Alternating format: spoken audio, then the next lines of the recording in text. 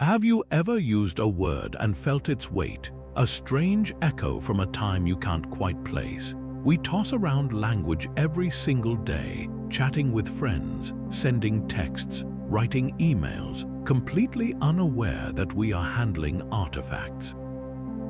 Every sentence we speak is a mosaic pieced together with fragments of history, each word a tiny time capsule holding secrets from millennia ago.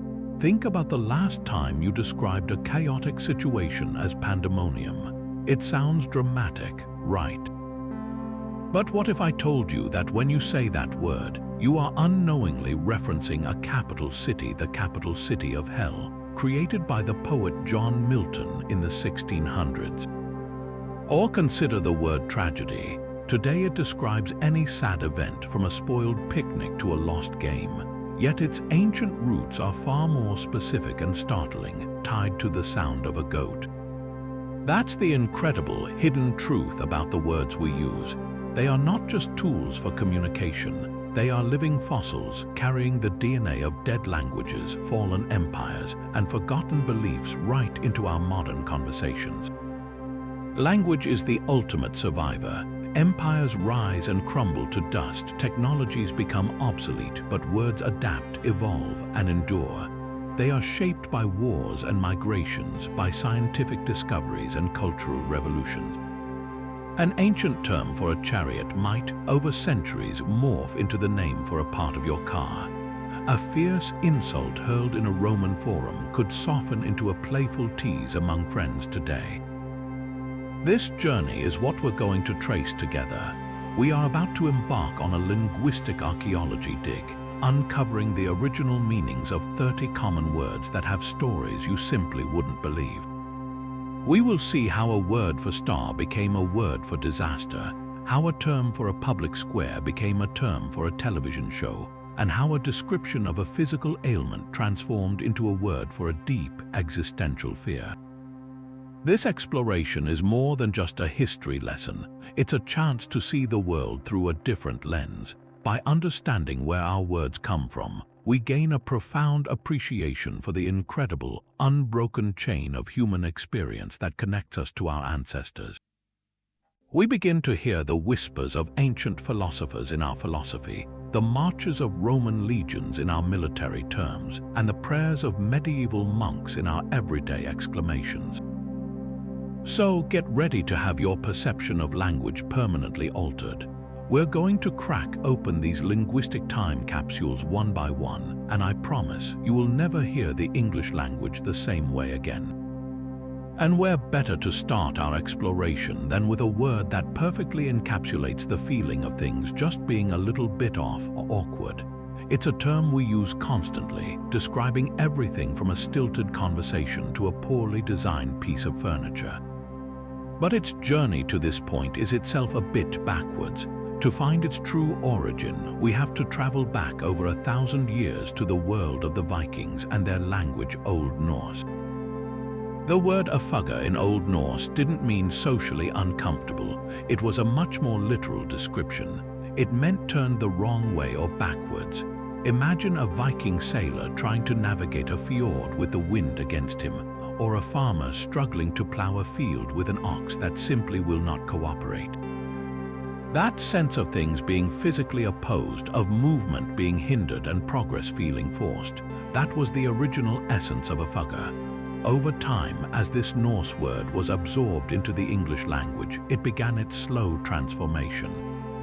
It first settled into describing physical clumsiness. An awkward movement was one that was ungainly, perhaps even contrary to the intended motion, like dropping a tool or tripping over your own feet. The object itself, not just the action, could be awkward. A door that opens the wrong way, a path that is difficult to navigate. The core idea remained something being turned the wrong way, but its application was broadening. Then, in a fascinating shift, the meaning moved from the purely physical world into the psychological and social realm. Why? Because human experience often draws parallels between physical and emotional states. A social situation that is difficult to navigate, where the conversational flow is blocked and you feel mentally backwards, perfectly mirrors that ancient feeling of physical hindrance. An uncomfortable silence in a room can feel just as obstructive as a boulder in the middle of a road. The modern use of awkward to describe social discomfort is a direct inheritance of that ancient concept of being turned the wrong way, just applied to the intricate dance of human interaction instead of a Viking longship. Moving from the social unease of awkward to a state of pure, unrestrained fury, our next word takes us even deeper into the Viking world. The term berserk is one of those powerful linguistic artifacts that has lost none of its visceral impact over the centuries. We use it today to describe someone who has flown into an uncontrollable, violent rage, a person who has completely lost their composure. But the original berserkers were not just angry, they were something far more terrifying and deliberate, believed to be warriors possessed by a spiritual frenzy. The word itself comes directly from Old Norse berserker, a compound word that breaks down into two simple parts, ber meaning bear and serker meaning shirt or coat. So a berserker was quite literally a bear shirt, a warrior who may have fought wearing the pelt of a bear. This wasn't just for intimidation, though the effect must have been horrifying. In the Norse worldview, wearing the skin of such a powerful animal was a form of spiritual transformation. It was an attempt to tap into the bear's raw strength, its ferocity, and its seemingly supernatural endurance. Some historical accounts also mention ulfhith or wolf skins, suggesting a similar practice with wolf pelts, but it is the bear-shirted warriors who have left the most indelible mark on our language. What truly defined a berserker, however, was not just their attire but their state of mind in battle. Old sagas like the Unglinga saga describe them as fighters who would work themselves into an ecstatic, trance-like fury before combat. They were said to gnaw on the rims of their shields, howl like animals, and become immune to pain from fire or iron. This state, known as berserksganga or going berserk, was likely a combination of intense psychological conditioning, religious fervor, and perhaps the consumption of hallucinogenic substances like Amanita muscaria mushrooms. They were the ultimate shock troops, charging enemy lines with a complete disregard for their own safety, their minds consumed by a battle madness that made them as dangerous to their own side as to the enemy on a bad day. The evolution of this word from a specific term for a specialized Norse warrior to a general description for any kind of wild rage is a fascinating process. As the Viking Age waned, the concept of the berserker persisted in folklore and stories. Over time, the specific cultural and spiritual context faded away, leaving behind only the core image of uncontrollable violence. The word was kept alive in historical texts and translations of the sagas, and by the 19th century, it began to be used in English in a more figurative sense. It perfectly captured the idea of a person whose anger was so extreme it seemed to eclipse their humanity, transforming them into a beast-like force of nature. So, the next time you hear someone say a frustrated driver went berserk, remember you are invoking the spirit of a Viking warrior who believed they were channeling the power of a bear, a fleeting, brutal echo from a world of longships and shield walls. From the raw, animalistic fury of the berserker, we turn now to a word that represents the very essence of calm, logical deduction, clue. It's a term so fundamental to our understanding of mystery and discovery, the very thing we search for to make sense of the unknown. But the story of Clue is itself a mystery, one that leads us back not to a crime scene, but to a mythical maze and a simple ball of thread. The modern spelling, CLUE, disguises its much more tangible origin. In Middle English, the word was clue, and it meant one thing, a ball of yarn or thread. This humble object's transformation into a synonym for evidence is a direct result of one of the most enduring stories from Greek mythology, the tale of Theseus and the Minotaur. According to the legend, the city of Athens was forced to send a terrible tribute to King Minos of Crete, 7 young men and 7 young women to be devoured by the Minotaur, a monstrous half-man, half-bull trapped within an inescapable labyrinth. The hero Theseus volunteered to be one of the sacrifices, vowing to slay the beast. Upon his arrival in Crete, the princess Ariadne fell in love with him and offered him a means of survival. She gave him a clue, a ball of thread. Theseus's brilliant strategy was to tie one end of this thread to the entrance of the labyrinth. As he ventured deeper into the confusing, twisting corridors, he carefully unspooled the ball behind him. After his victorious battle with the Minotaur, the thread became his literal guide to retrace his steps and escape the certain death of the maze. In this ancient story, the clue was not just a tool, it was the single piece of information that made the impossible possible.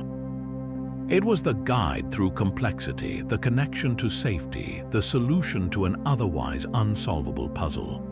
For centuries after, the word clue maintained its literal meaning of a ball of thread, but the power of the myth began to influence its usage.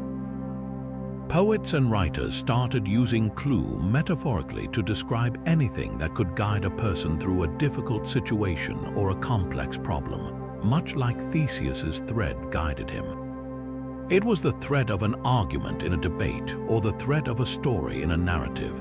This metaphorical use gained tremendous traction during the Middle Ages and the Renaissance, a time when classical myths were being rediscovered and celebrated. The shift from a general guide to a specific piece of evidence took place gradually. As mystery and detective fiction began to emerge as popular genres in the 18th and 19th centuries, writers needed a word for the small, seemingly insignificant details that a detective would piece together to solve a crime. What better term than the one that evoked the original detective story, the story of Theseus following a thread to uncover the truth at the heart of a maze? A clue became the narrative thread that, when pulled, would unravel the entire mystery. So, the next time you're following a clue in a book or a puzzle, you are participating in a tradition that is thousands of years old. You are holding the other end of Ariadne's thread, using a slender linguistic filament to find your way out of the labyrinth and into the light of understanding. If the journey of clue shows how a physical object can become a metaphor for discovery, then our next word demonstrates the exact opposite, how a deeply held ancient belief about the cosmos could shrink into a simple term for a very bad day. That word is disaster, and its celestial origins are written right into its spelling. Break it down, and you find dis meaning apart or away, and aster from the Latin astrum, meaning star. A disaster, in its most literal, original sense, was an event that occurred because the stars were apart from their favorable positions. It was an ill-starred event. This concept comes to us most directly from Italian as disastro, but the belief system behind it is as old as civilization itself. For millennia, humans looked to the heavens not just for beauty, but for meaning. The planets and stars were not random balls of gas and rock. They were gods, they were fate, they were the divine clockwork governing life on Earth. Astrology was not a fringe superstition. It was a fundamental science, a way of understanding the seemingly chaotic forces of nature, health, and destiny. An unexpected calamity, a plague, a flood, the sudden collapse of a building needed an explanation. In a world without modern geology, meteorology, or epidemiology, the most logical cause was a malevolent celestial influence. If the king fell ill, an astrologer might point to a troubling conjunction of Mars and Saturn. If a harvest failed, it was surely because Jupiter was in a weak position. The stars quite literally were to blame. The Italian Renaissance solidified this term, but the idea was universal. In English, the word disaster first appeared in the late 16th century, and it was used with its full astrological weight. You would see it in texts describing a military defeat or a personal tragedy explicitly linked by writers to a recent eclipse or a comet's appearance. It was a specific, technical term for a misfortune with a cosmic cause. The key to understanding this is that it wasn't just poetic. People genuinely believed that the harmony of the spheres directly influenced the harmony of human affairs. A disaster was a rupture in that cosmic harmony. So how did this grand cosmic explanation become our go-to word for a train crash, a financial collapse, or a wedding cake falling on the floor? The shift happened gradually, mirroring our own shift in understanding the universe. The scientific revolution, starting in the 16th and 17th centuries, began to provide natural, evidence-based explanations for events that were once attributed to the stars. Earthquakes were caused by tectonic shifts, not planetary alignments. Diseases were spread by germs, not bad omens. As these scientific models gained acceptance, the astrological explanation for misfortune began to lose its credibility. The word disaster, however, was too useful to discard. It simply shed its specific astrological meaning and retained the core feeling of the event it described: sudden, catastrophic, and unforeseen misfortune. The sense of an external, uncontrollable force causing chaos remained, even if we no longer blamed that force on Mars being in retrograde. Today, when we call something a disaster, we have completely forgotten that we are invoking the ancient power of the stars. We've kept the catastrophe but lost the cosmos, yet that original meaning still echoes in our usage. We often speak of things being star-crossed or having a lucky star, linguistic fossils from the same belief system. And in a way, the modern usage still captures a hint of that ancient helplessness. A true disaster still feels like an event governed by forces beyond our control, a stark reminder that despite all our technology and knowledge, we are still sometimes at the mercy of a universe that can feel, for a moment, profoundly ill-starred. Now, let's consider a word that describes something so blatantly bad it can't be ignored: egregious. Today, an egregious error is a monumental mistake. An egregious injustice is a shocking violation of fairness. The word carries a heavy, negative weight, but if we could transport a Roman senator to our time and tell him we use egregious as a criticism, he would be utterly baffled. In its original Latin, the word egregious was a term of high praise.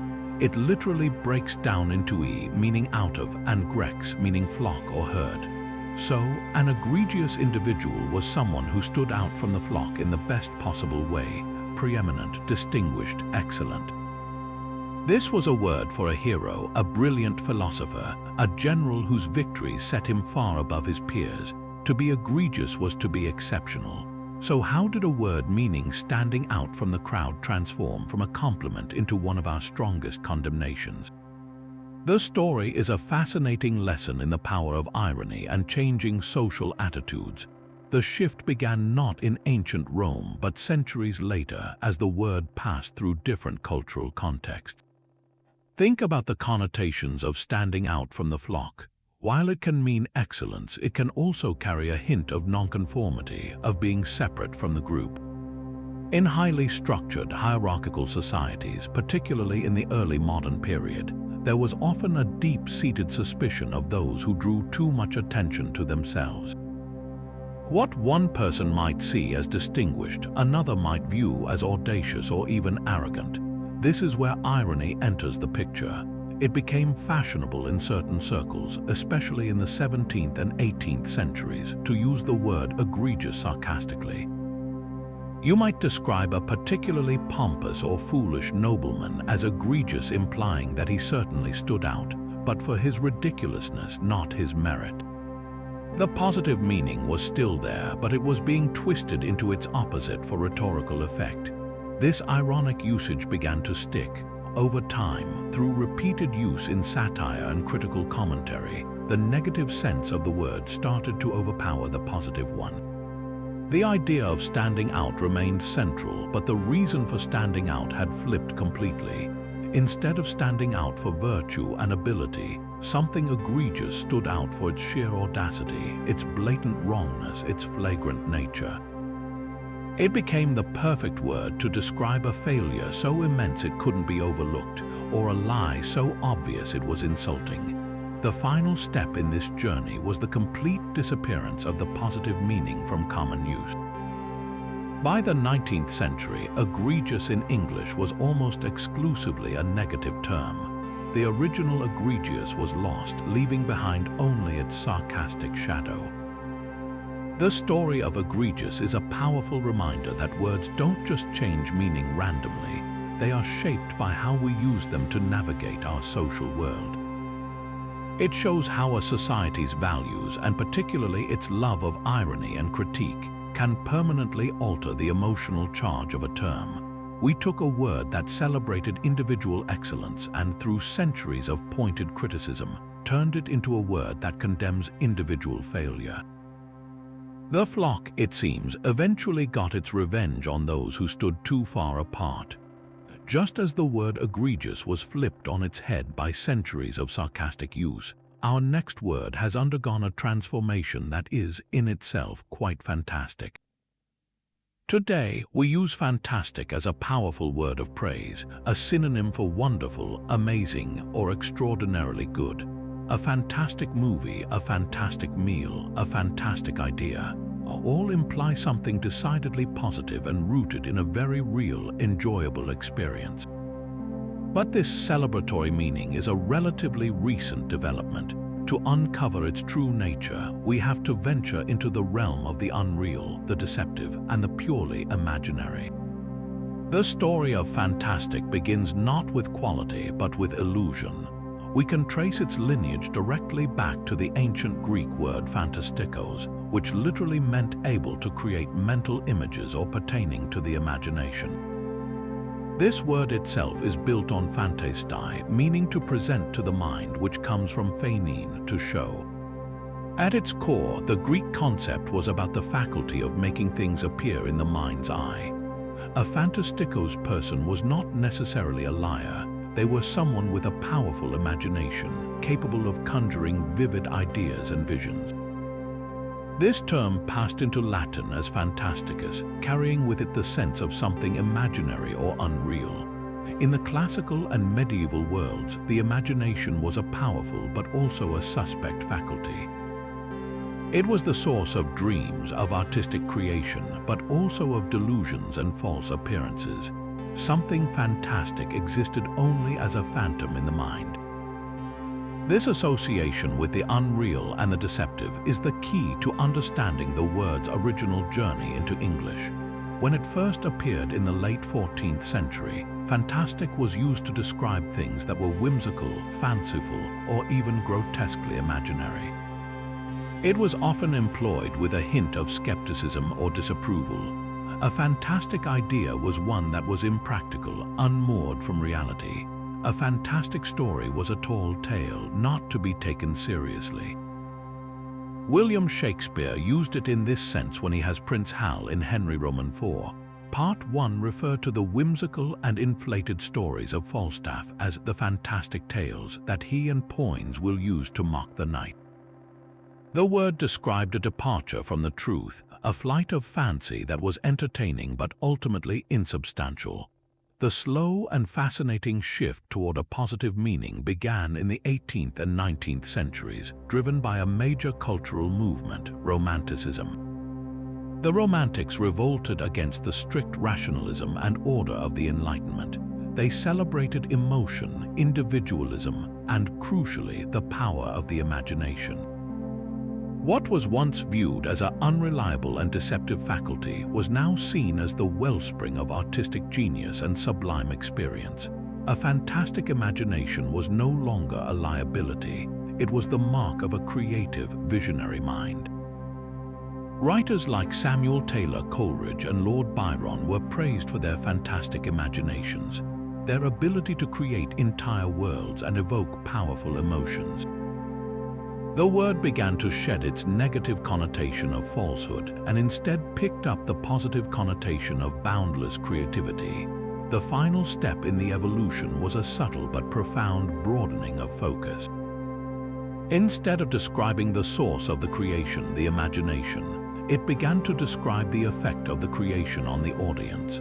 A story born from a fantastic imagination was so powerful, so inventive, and so compelling that the experience of reading it was, in a word, fantastic. The quality of the imagined thing was so high that the word migrated from describing the act of imagining to describing the wonderful quality of the thing itself. By the late 19th and early 20th centuries, fantastic was firmly established as a general term of approval. The connection to the unreal never completely vanished, which is why we still have the closely related word fantasy for genres of fiction. But in everyday speech, fantastic triumphed as a pure expression of enthusiasm. So when we call something fantastic today, we are, perhaps unknowingly, paying homage to the human imagination's incredible power to conceive of things so wonderful that they eclipse the ordinary. We are celebrating not just the thing itself, but the fantastic mind that made it possible. Following the journey of fantastic from illusion to admiration brings us to another word whose modern allure hides a truly scholarly past. We now turn to a term that defines our culture's obsession with beauty, charm, and magnetic appeal: glamour. Today, glamour is all about dazzling surfaces, Hollywood red carpets, and an almost magical attractiveness. It seems like the most modern of concepts, but this word's origin is not found in a fashion magazine or a film studio. It was born in the dim light of medieval monasteries and the misty hills of Scotland, as a direct cousin of a word we associate with dry textbooks and school lessons: grammar. This connection might seem baffling at first. What could the rules of language possibly have to do with the enchanting quality of a movie star? The answer lies in the profound shift in how society viewed knowledge and learning during the Middle Ages. For the vast majority of people, literacy was rare, and advanced education was the exclusive domain of the clergy and a tiny elite. To the common person, a scholar who could read and write Latin, who understood the complex rules of grammar, was not just an educated man, he was a wielder of arcane and mysterious powers.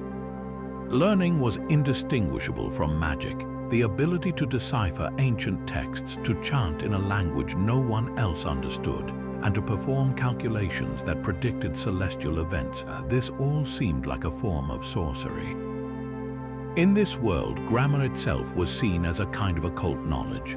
This is where the Scottish dialect comes in. In Scotland, the word grammar was often pronounced and spelled as glamour.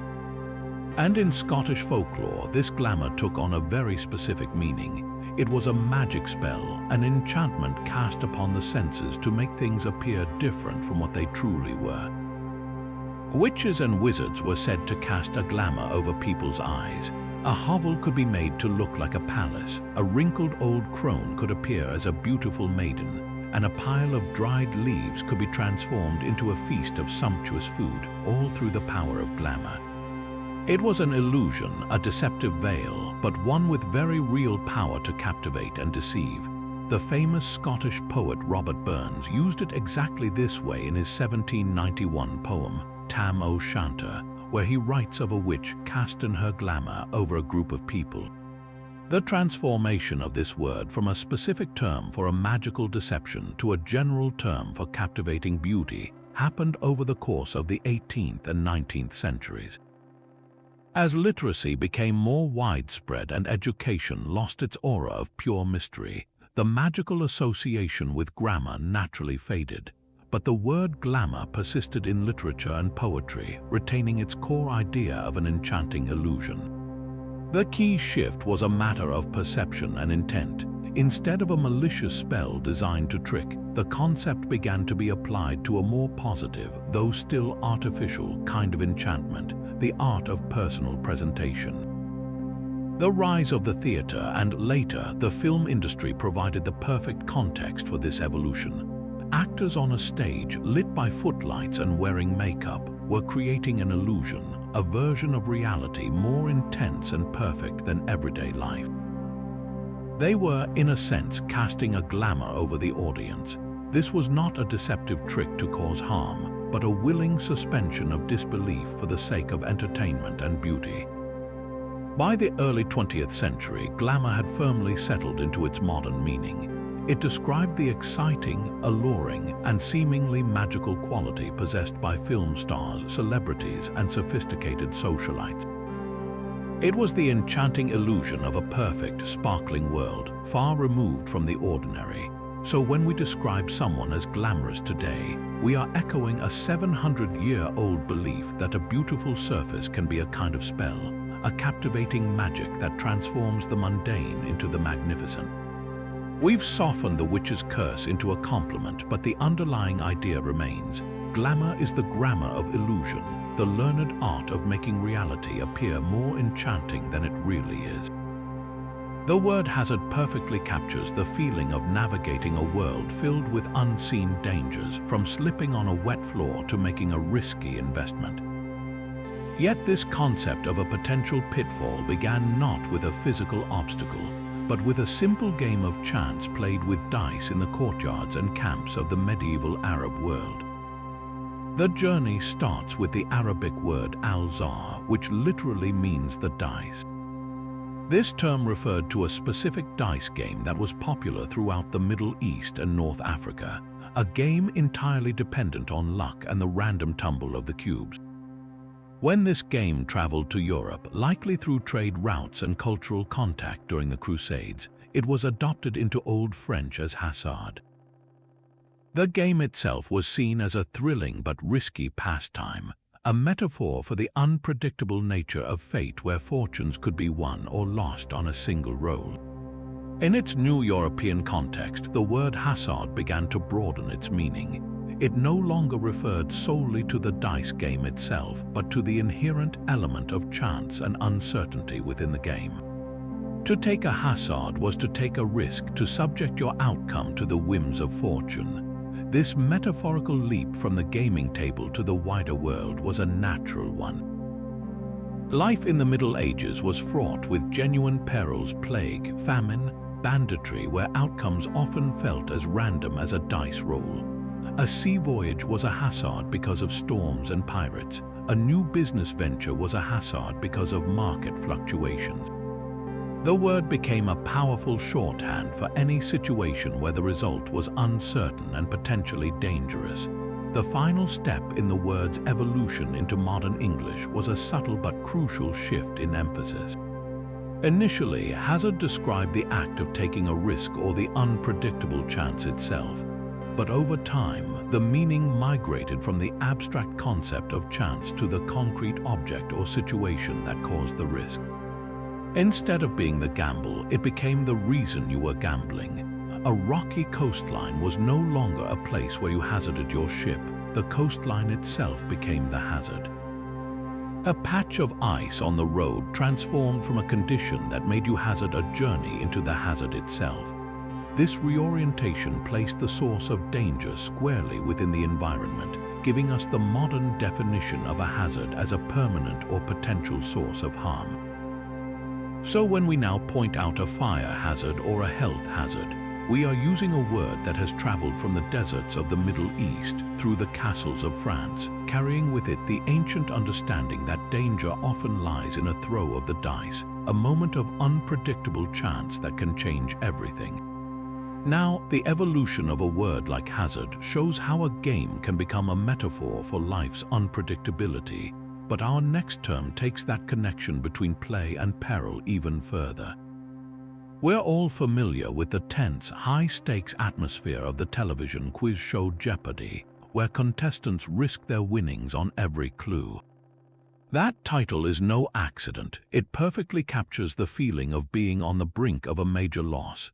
But just like hazard, the word jeopardy itself began its life in the world of games and sport, not in a context of grave danger.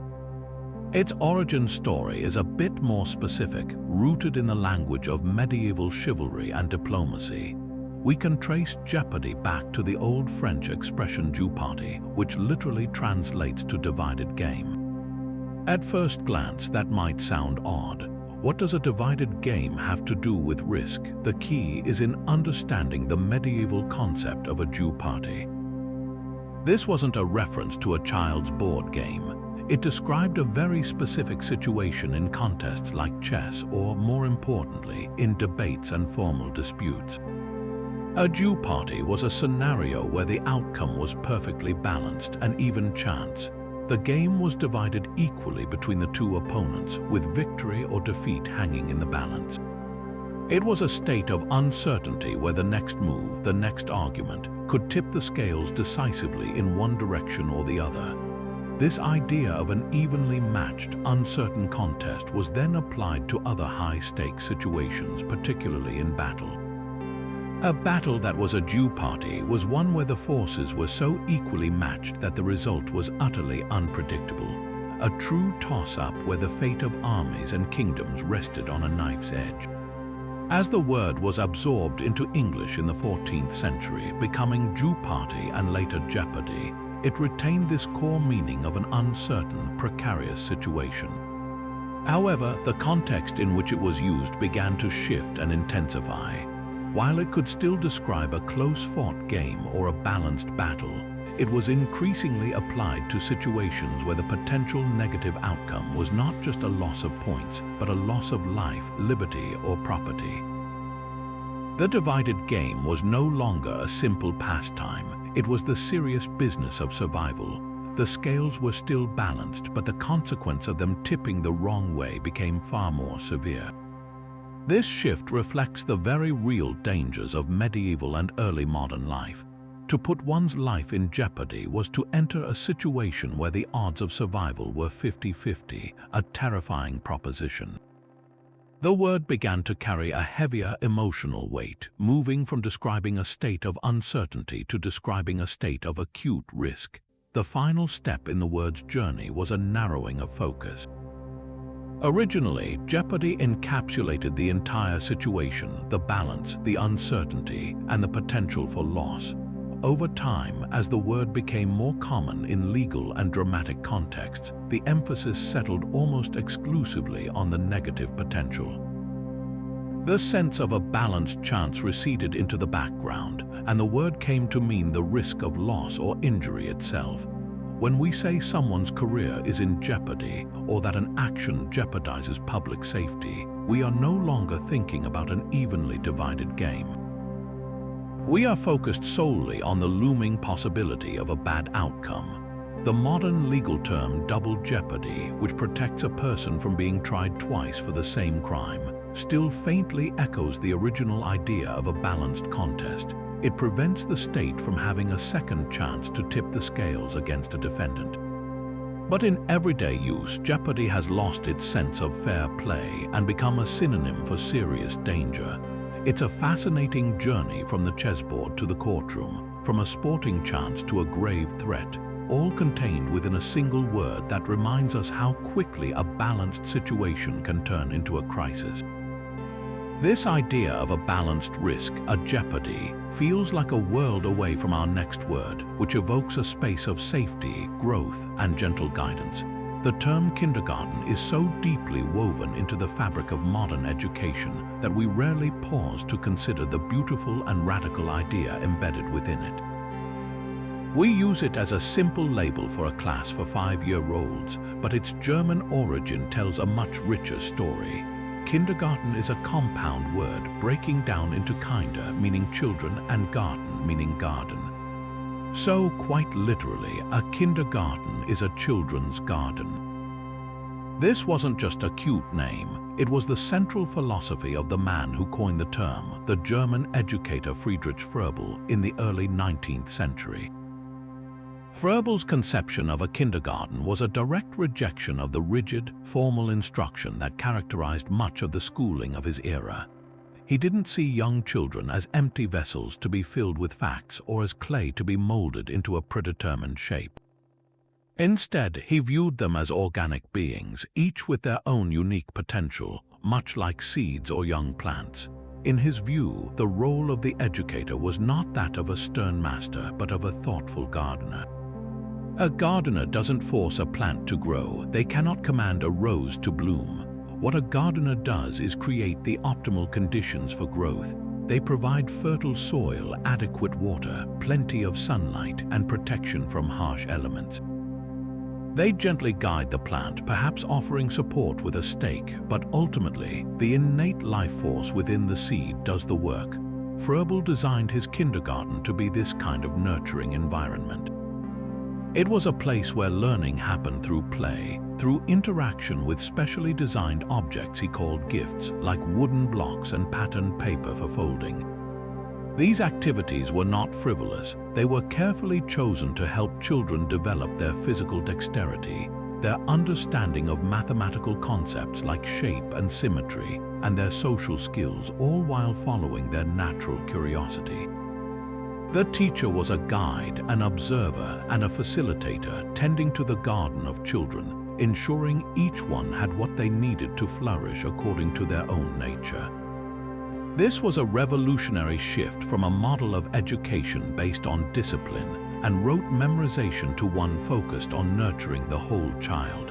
The adoption of the word kindergarten into the English language is a testament to the power of Froebel's idea.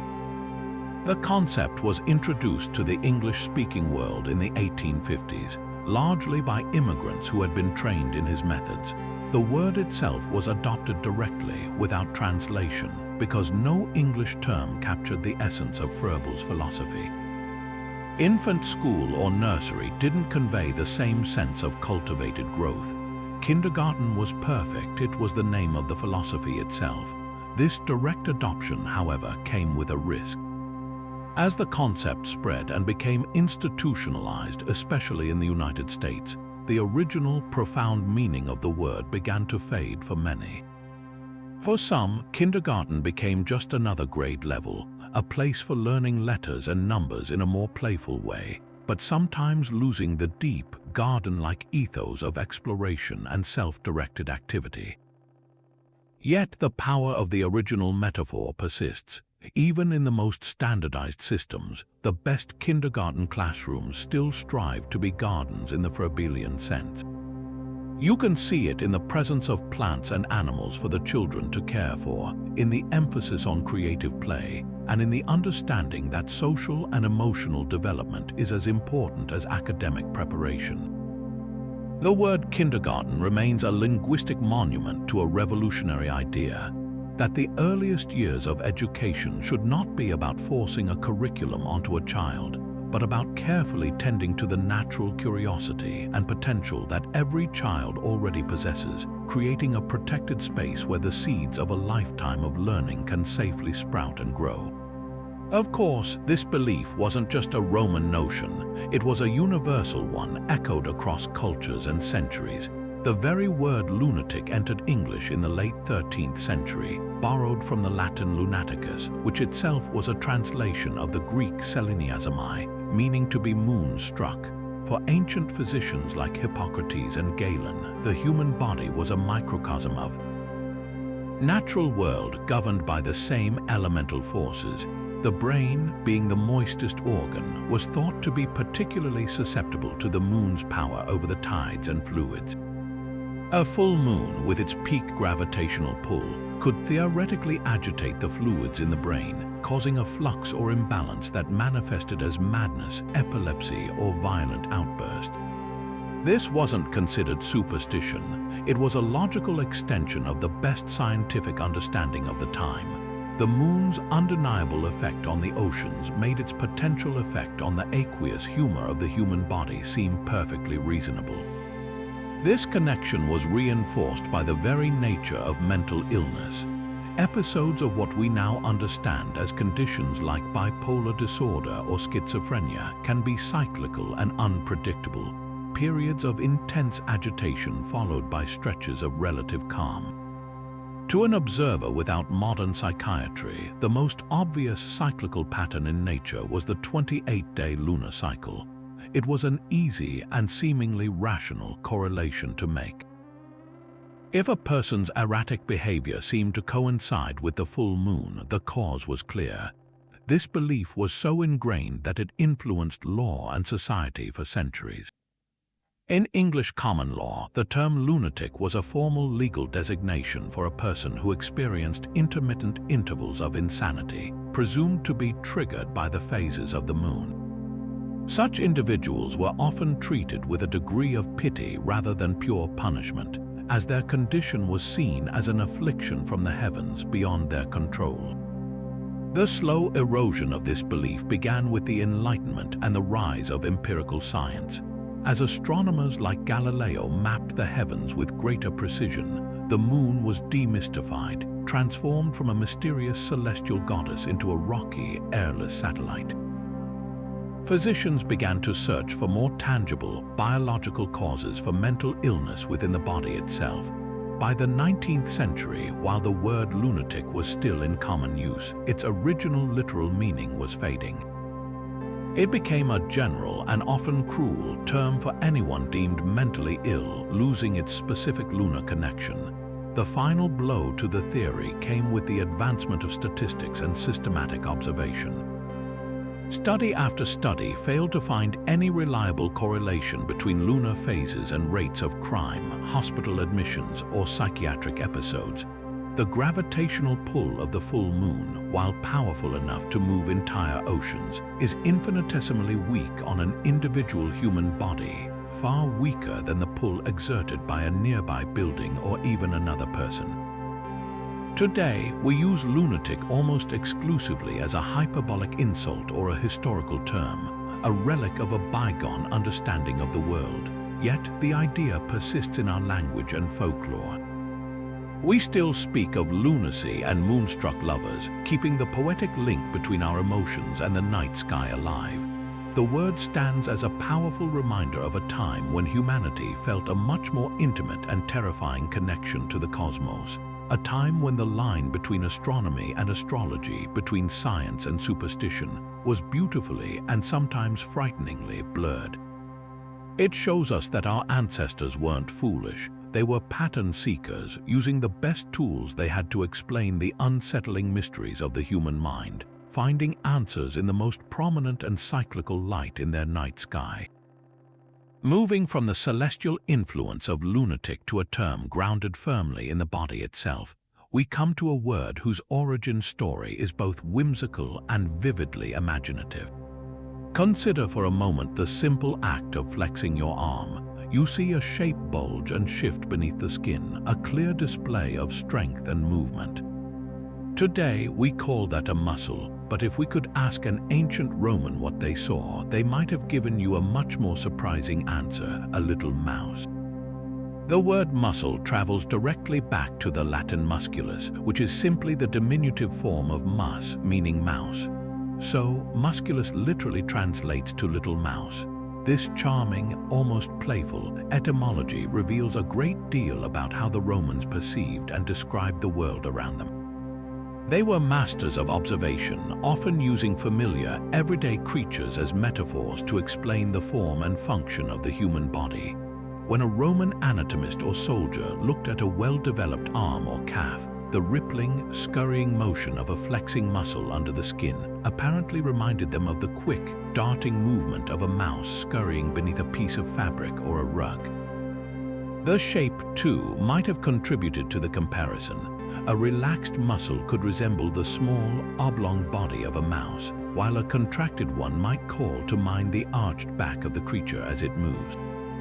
It was a brilliant, intuitive leap of descriptive language, turning an abstract biological function into a tangible, visual image that anyone could understand. This practice of using animal metaphors for anatomy was not unique to this one word. The Romans also gave us the word pelvis, which means basin, describing the bowl-like shape of the hip bones.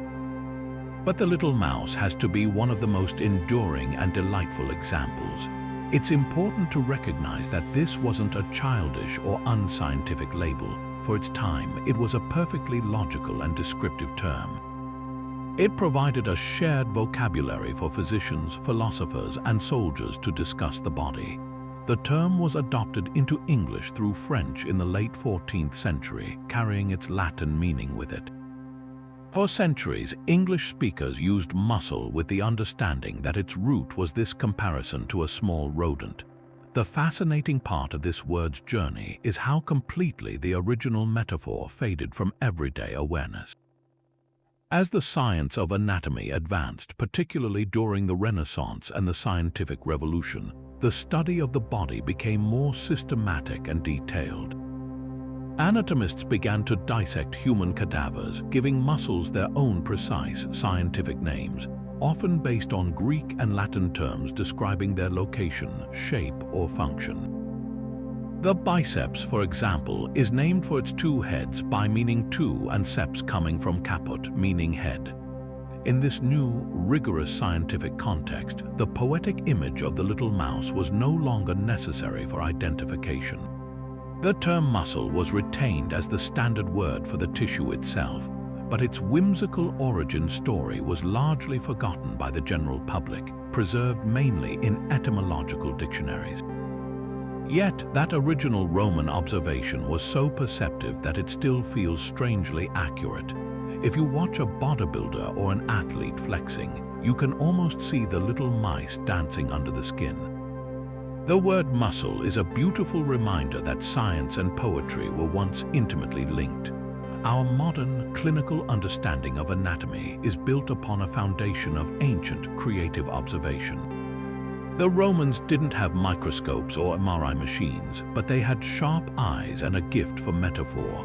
They looked at the human body and saw not just a complex machine, but a landscape alive with familiar shapes and movements, a world where strength itself was animated by the ghost of a tiny, scurrying creature. So the next time you go to the gym or simply make a fist, remember that you are not just flexing a muscle. You are awakening a centuries-old little mouse, a linguistic fossil that connects our modern understanding of biology to the imaginative spirit of the ancient world. If you think the journey from little mouse to muscle is a surprising transformation, then prepare yourself for a word that has undergone one of the most complete and startling reversals in the entire English language. We now turn to a term we use as a fundamental compliment, a simple, warm word for kindness and pleasantness, nice. It's almost impossible to imagine a time when calling someone nice would have been a cutting insult, but that is precisely where this word began. Its story is a masterclass in semantic drift, a voyage from outright condemnation through a series of awkward intermediate meanings before finally arriving at its modern, gentle sense. Our journey starts in the dust of the Roman Empire with the Latin word nescius, a compound of ne meaning not and scia meaning to know. A nescious person was literally not knowing, an ignorant, unaware individual. This wasn't a neutral description, it carried a strong connotation of foolishness. When this Latin term was absorbed into Old French, it became nice, and its meaning narrowed to something even more pointed, silly, simple, or foolish. This is the sense in which it first entered the English language in the 13th century. To be called nice in the Middle Ages was to be labeled a simpleton. In the writings of Geoffrey Chaucer, a nice person is someone who is foolish or lascivious. It was a term of contempt, not endearment. So, how did a word meaning foolish transform into a word meaning kind? The path is anything but direct, and it involves a fascinating series of small, logical steps where each new meaning subtly reacted against the previous one. The first major shift occurred in the 16th century. If being nice meant being foolishly unaware of the world, then to be the opposite of nice was to be socially aware, sophisticated, and discerning. And so, nice began to be used ironically or in a refined context to mean finely dressed or precise in one's tastes. A person who was overly concerned with trivial details of fashion or etiquette might be described as nice, hinting at their earlier foolishness but now focusing on their fastidiousness. This meaning then evolved further into precise or subtle, losing much of its negative baggage. A nice distinction in a philosophical argument was one that was delicately and accurately made. A watchmaker needed a nice touch, meaning a delicate and precise one. The word was now associated with refinement and accuracy, a far cry from ignorant simplicity. The next step in the journey saw the word's meaning broaden from describing precise things to describing people with refined sensibilities. A person who could make nice distinctions was likely to be culturally sophisticated and well-mannered. By the 18th century, nice was commonly used to mean respectable or virtuous. A nice family was one of good social standing and propriety. This association with respectable behavior is the crucial bridge to the modern meaning. If you are well-mannered and virtuous, you are likely to be pleasant and agreeable in company. This final shift from respectable to kind and pleasant solidified in the 18th and 19th centuries. The emphasis moved from external social status to internal character. Instead of describing someone who followed the rules of etiquette, it came to describe someone whose agreeable nature made them a pleasure to be around. The story of nice is perhaps the ultimate example of a word being completely rehabilitated. It has traveled from an insult targeting a person's intelligence to a compliment celebrating their character. This transformation wasn't random. It was driven by centuries of social change and evolving notions of what constitutes valuable behavior.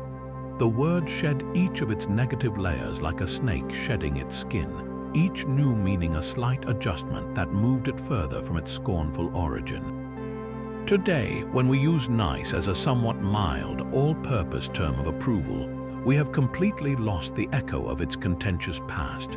But that past is a powerful reminder that words are not static labels. They are living entities that absorb the values of the societies that use them, constantly evolving to reflect what we admire, what we ridicule, and what we aspire to be. Now, just as we've seen words like nice transform from insults to compliments, our next term explores a different kind of transformation, one where a very specific, divine terror was diluted into a general feeling of anxiety. The word is panic, and its origin is not rooted in psychology or everyday experience, but in the wild, untamed power of a specific Greek deity. When we say we felt a moment of panic, we're describing a sudden, often irrational rush of fear. But in ancient Greece, that feeling wasn't irrational at all. It had a very clear and terrifying source, the god Pan. Pan was not one of the lofty, dignified Olympians like Zeus or Athena. He was a god of the wilderness, of shepherds and flocks, and his appearance matched his domain. He was depicted as a satyr with the upper body of a man and the lower body of a goat, complete with horns and a mischievous, often intimidating demeanor. Pan embodied the raw, unpredictable, and sometimes dangerous power of nature itself. He was associated with the sounds of the forest, the rustling leaves, the distant echoes, the unnerving silence that could be broken in an instant. Most importantly, he was believed to be the source of a very particular phenomenon known as a panicon, a sudden, collective fear that could seize an entire army or a group of travelers in a remote mountain pass. This was not the fear of a visible enemy. The panicon was a mysterious, groundless dread that would sweep through a crowd without warning. Ancient historians wrote about armies on the march being routed by this panic fear, where soldiers would suddenly turn and flee, convinced they were about to be ambushed, spurred on by nothing more than an unsubstantiated rumor or a strange, echoing sound. The attribution of this phenomenon to Pan was perfectly logical to the Greek mind. If you were hiking through a lonely, rocky gorge and heard a blood-curdling shriek echo off the walls, what else could it be but the god Pan himself playing his pipes or letting out his famous shout? That shout was said to be so powerful and terrifying that it could spark instant, contagious fear, causing what they called a panic. It was a divine attack on the mind, a weapon of mass confusion wielded by the wild god. The crucial step in the word's journey from a specific divine affliction to a general human emotion was its adoption into Latin as panicus and from there into English. As Greek and Roman culture faded and Christianity became dominant, the belief in Pan as an active, present god naturally diminished. The mythological explanation for sudden fear lost its credibility. However, the word itself remained in the language because it perfectly described a very real and common human experience. People still felt those sudden rushes of inexplicable dread, even if they no longer believed a goat god was hiding behind a boulder. The word panic was detached from its mythological anchor but retained its core meaning, a sudden, overwhelming, and often infectious fear. This detachment allowed the concept to be medicalized and psychological. By the 17th and 18th centuries, physicians began to classify panic as a type of emotional disturbance or a symptom of other conditions. The focus shifted from an external, supernatural cause to an internal, physiological one. The panic attack became a recognized phenomenon, a sudden surge of intense fear accompanied by physical symptoms like a racing heart and shortness of breath. The word had completed its journey from a collective terror sent by a god to a personal, clinical experience. Yet, even in its modern usage, the ghost of Pan lingers. The idea of panic being contagious, of spreading through a crowd in a theater or a financial market, still echoes that ancient belief in a fear that leaps from person to person without a visible source. So, when you feel a sudden jolt of anxiety, you're experiencing a human emotion that your ancestors would have sworn was the mischievous work of a wild god, a linguistic relic of a time when the forest itself was thought to be alive with divine power. The concept of isolating the sick to protect the healthy is ancient, but the specific word we use for it today, quarantine, carries the precise duration of that isolation stamped right into its syllables. It's a term that became tragically relevant again in recent memory, yet its origin story takes us back to one of the most devastating chapters in human history, the Black Death of the 14th century. The story begins not with a medical discovery, but with a desperate policy enacted by a maritime republic fighting for its survival.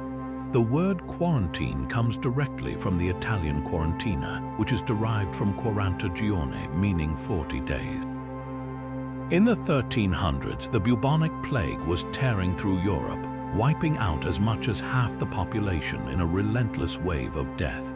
Major port cities were particularly vulnerable, as trading ships often carried not just goods, but also infected rats and fleas that harbored the deadly bacterium. In a bold attempt to shield its citizens, the Venetian Republic, a powerhouse of trade and naval power, implemented a revolutionary law in 1470. Any ship arriving from a port suspected of harboring the plague was forced to anchor offshore for a period of 40 days before any person or cargo was allowed to disembark. This mandatory isolation period was the quarantina. The choice of 40 days was far from arbitrary. It was deeply symbolic, rooted in a number of significant periods of 40 found in the Bible, such as the 40 days and nights of the Great Flood, or the 40 days Jesus spent fasting in the wilderness. It was a number associated with spiritual purification and waiting, a duration believed sufficient for any latent sickness to reveal itself and run its course. This practice, known as quarantina, was soon adopted by other Mediterranean port cities like Ragusa, modern-day Dubrovnik. It's important to note that while the Venetians codified the 40-day rule, the concept of isolation was older. Earlier in the century, Ragusa had implemented a Trentino, a 30-day isolation period.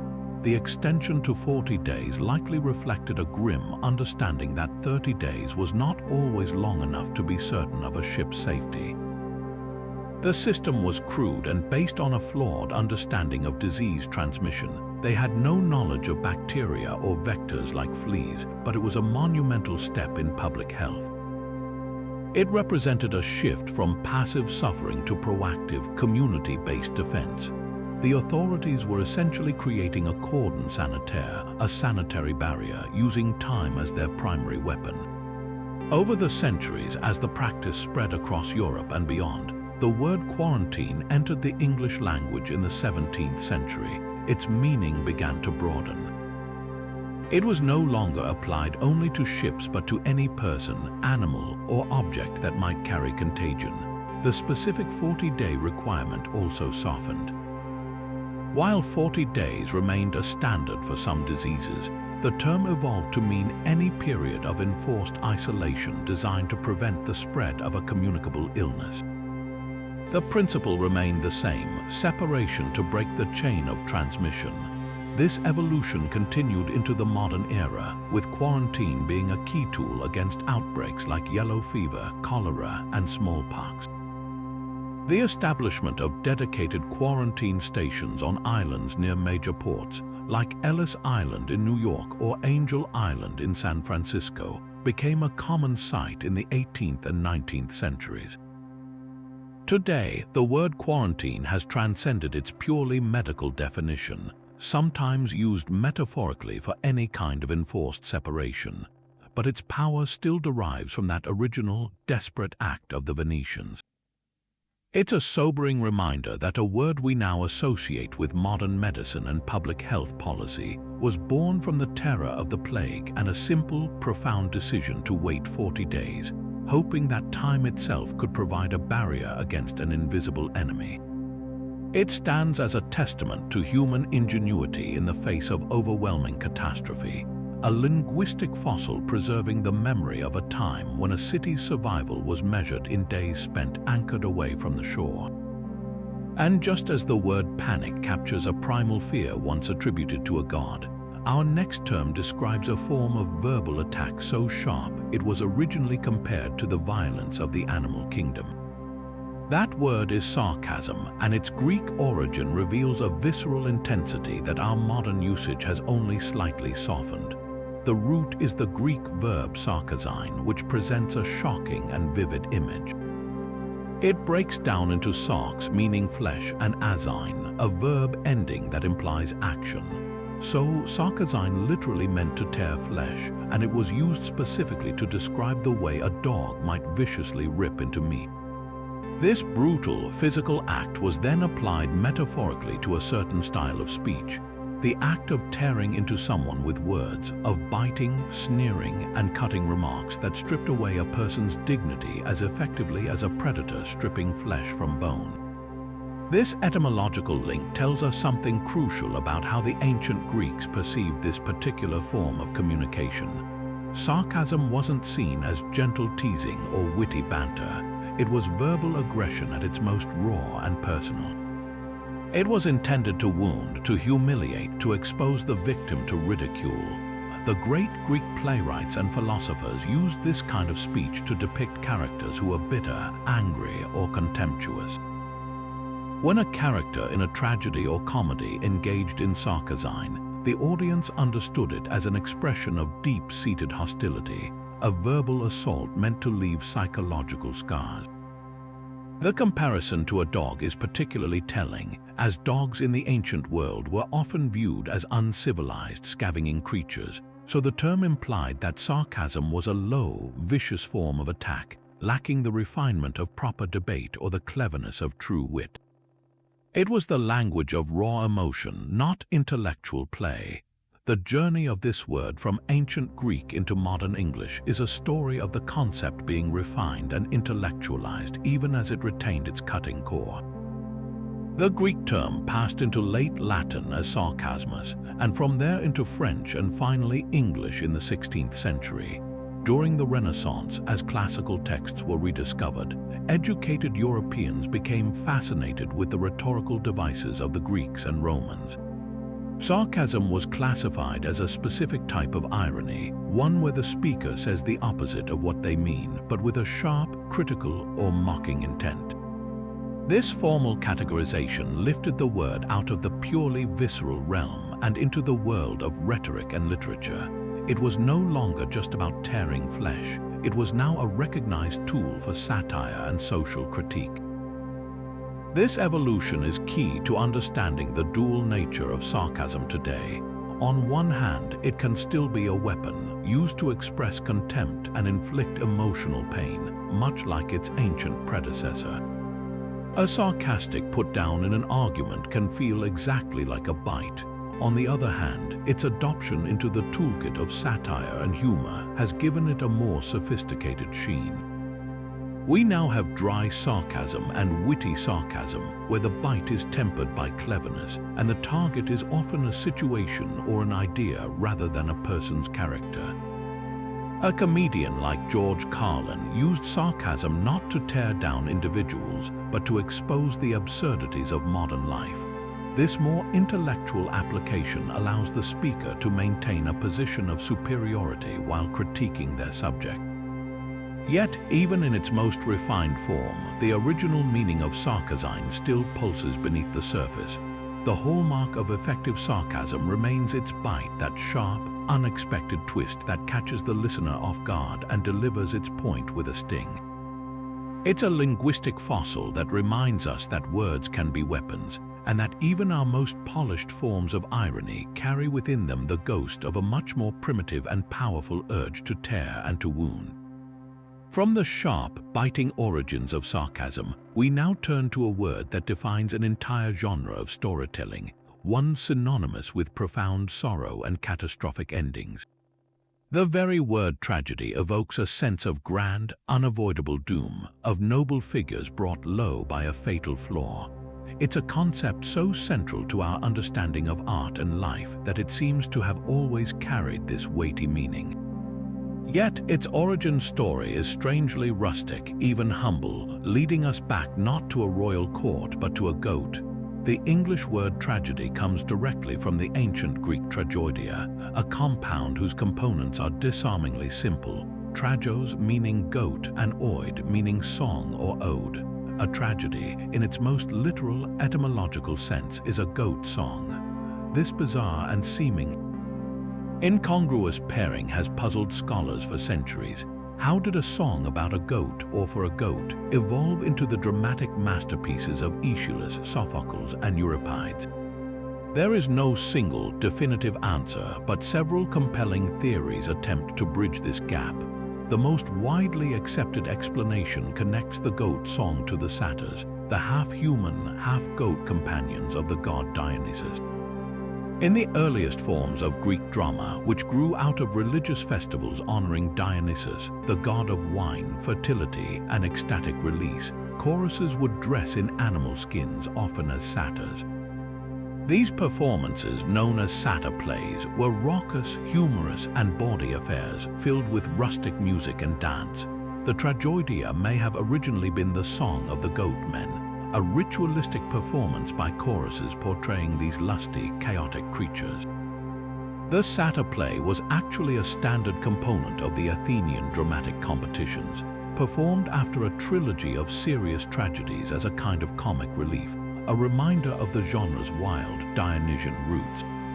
Another theory suggests a more practical, if less poetic, origin, the goat as a prize. In the rural competitions that predated the grand theatrical festivals of Athens, the winner of a song contest might have been awarded a goat, a valuable animal for its meat, milk, and hide. Therefore, the event itself was the song for the goat, the performance for which the goat was the trophy. This theory grounds the art form in the tangible economy of a farming community, where artistic skill was directly rewarded with livestock. A third, more symbolic interpretation posits that the goat was itself a central element of the ritual. Goats were often sacrificed to Dionysus, and the goat song could have been the hymn sung during the sacrificial ceremony, a solemn and powerful act that itself contains the seeds of tragedy, the ritualized death of a symbolic creature. The transformation from this rustic, ritualistic goat song to the sophisticated psychological dramas we recognize today was a long and fascinating cultural process. As these Dionysian festivals became more formalized in the city-state of Athens in the 6th century BCE, the content of the performances began to change. The focus shifted from the chorus of satyrs to a single actor interacting with the chorus, an innovation credited to the poet Thespes. Then a second actor was added, allowing for conflict and dialogue. The stories drawn upon were no longer just rustic hymns, but the great myths of heroes and kings, Oedipus, Agamemnon, Medea. The tone became more serious, exploring profound themes of fate, justice, hubris, and the relationship between humans and the gods. It was in this context that the word tragedy shed its literal connection to the goat and took on its deeper, metaphorical meaning. The goat may have been left behind, but the essence of the ritual remained. The tragic hero, like the sacrificed goat, is often a singular figure of stature who is ritually brought down, whose suffering and death serve a larger communal purpose, in this case not appeasing a god, but provoking catharsis in the audience, a purging of pity and fear. The chaotic, primal energy of the satyrs was sublimated into the uncontrollable passions that drive the heroes to their doom. The song became the powerful, poetic language of the play itself.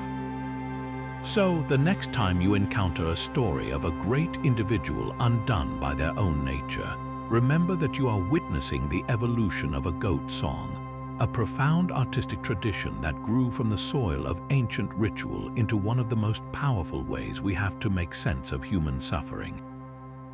Now, after looking at words that grew from the visceral and the real, from panic and sarcasm to muscles and tragedy, we arrive at a term that is fascinating precisely because it was born from pure imagination. The word is utopia, and unlike the others, it didn't evolve from a concrete object or an ancient belief. It was intentionally invented to describe something that, by its very definition, could never exist. Its entire meaning is built on a paradox, a beautiful impossibility. We owe this word to the English statesman and philosopher Sir Thomas More, who published his famous book, Utopia, in 1516. More didn't just choose a name at random, he constructed it with deliberate care from Greek roots. The word is a clever pun that contains its own central truth. It's built from two Greek components, ou meaning not and topos meaning place. So, a utopia is literally a no place, a location that isn't on any map. But there's a second, equally important layer. The Greek prefix eu means good or well. So, utopia sounds incredibly similar to utopia, which would mean good place. More was almost certainly aware of this delightful ambiguity. His utopia is both a good place and a no place, a perfect society that is wonderfully idealistic but fundamentally imaginary. The name itself is a wink to the reader, a hint that this entire description is a thought experiment, not a blueprint. The book itself is a work of political satire and philosophical speculation. It describes an island nation discovered by a fictional traveler that possesses a perfectly rational and harmonious social order. In utopia, there is no private property, no money, and very little crime. Education is valued for all, and work is shared equally. On the surface, it sounds like an idyllic paradise, but a closer reading reveals More's complex and often critical perspective. Some aspects of utopian society are surprisingly strict and even dystopian by our standards. For instance, there are strict travel restrictions, a form of slavery for criminals, and a lack of personal privacy. More wasn't necessarily advocating for this system. He was using it as a mirror to hold up to the corruption, inequality, and political problems of 16th century Europe. By creating a good place that was also a no place, he was able to critique his own world safely by contrasting it with an unattainable ideal. The power of More's invention was so great that the word utopia escaped the pages of his book and entered the general vocabulary. It became the go-to term for any vision of a perfect society, from the philosophical ideals of the Enlightenment to the socialist communes of the 19th century. However, in this journey, the word's original critical edge often got smoothed away. People began to use utopia to describe a purely aspirational, blissful paradise, forgetting More's subtle hints about the potential downsides of absolute perfection and order. This is where the concept's danger lies. The pursuit of a utopian ideal, when attempted in the real world, has often led to tragedy because it requires forcing a complex, flawed humanity into a rigid, perfect model. This gave rise to the opposite term, dystopia, meaning a bad place, which is often a utopian ideal gone horribly wrong in practice. So today, when we call an idea utopian, we are paying it a compliment and a criticism simultaneously. We are acknowledging its beautiful ambition while also implying that it is hopelessly impractical, a dream that could never survive contact with reality. The word remains a powerful tool for visionaries who want to imagine a better world, but it also serves as a crucial cautionary note, reminding us that the pursuit of a perfect good place can sometimes prevent us from making tangible improvements in our very real, very imperfect someplace. It is a testament to the power of language that a single, invented word can contain such a profound and lasting tension between our highest hopes and our most practical limitations. That evolution from a utopian ideal to a practical warning brings us to a word that embodies the very opposite of an ideal society: villain. It's a term we reserve for the worst of characters, the scheming antagonists in stories, and the truly wicked in real life. The sound of the word itself seems to carry a hiss of malice, but if we could travel back to the countryside of medieval England and call a hard-working farmer a villain, he would simply nod in agreement, because that's exactly what he was. The story of villain is not one of ancient evil, but a much more recent tale of class prejudice and social snobbery etched into our language. The word's origin lies in the feudal system that dominated medieval Europe. It comes from the Anglo-French word vilain or villain, which itself derives from the late Latin villainus, and villainus had a very straightforward, non-evil meaning. It simply meant one attached to a villa or a farmstead. A villainus was a peasant, a farmhand, someone who worked the land. In the rigid hierarchy of feudalism, these people were at the bottom, tied to the lord of the manor, owing him labor and a share of their crops in exchange for the right to live on and work a small plot of land. They were the backbone of the medieval economy, but in the eyes of the nobility and the rising urban class, they were considered lowly, uneducated, and crude. This is where the semantic shift begins, and it's a stark reflection of the values of the time. The negative qualities associated with being a peasant, their lack of sophistication, their rough manners, their perceived simplicity, gradually became conflated with moral failings. To the aristocratic class who were writing the literature and setting the cultural standards, the low social status of the villainous was evidence of a low character. They were viewed as inherently base, untrustworthy, and prone to wickedness simply because of their station in life. The word villain began to be used not just to describe a peasant's occupation, but to insult a person's character, implying they were as morally deficient as the lowliest farm laborer. This prejudiced link between social class and morality was powerfully reinforced by medieval and early modern literature. In mystery plays and folktales, the comic or evil characters were often portrayed as rustics, their villainy played for laughs or as a simple moral lesson. As storytelling evolved, particularly with the rise of the novel in the 18th century, writers needed a term for a character whose actions drove the conflict through their malevolence. The word villain, already stained with these class-based prejudices, was perfectly suited for the role. It had shed its original, neutral meaning almost completely and had solidified into a label for a wicked scoundrel. The farm had been left behind, but the stench of inferiority, now reinterpreted as moral corruption, clung to the word. It's a sobering linguistic journey. The word villain carries within it the silent, centuries-old contempt of the upper classes for the people who fed them. It's a fossilized piece of social history, a reminder that the language we use to describe evil was often forged in the fires of inequality and snobbery. When we call a fictional character or a historical figure a villain today, we have forgotten the farmhand entirely. But the word's origin reminds us that our conceptions of good and evil are sometimes uncomfortably tangled with who society has deemed worthy or unworthy, a linguistic artifact of a system that judged a person's heart by the dirt on their hands. From the stark social divisions embedded in the word villain, we turn to a term that speaks to a universal human desire for vitality, a quest for something that might even cheat death itself.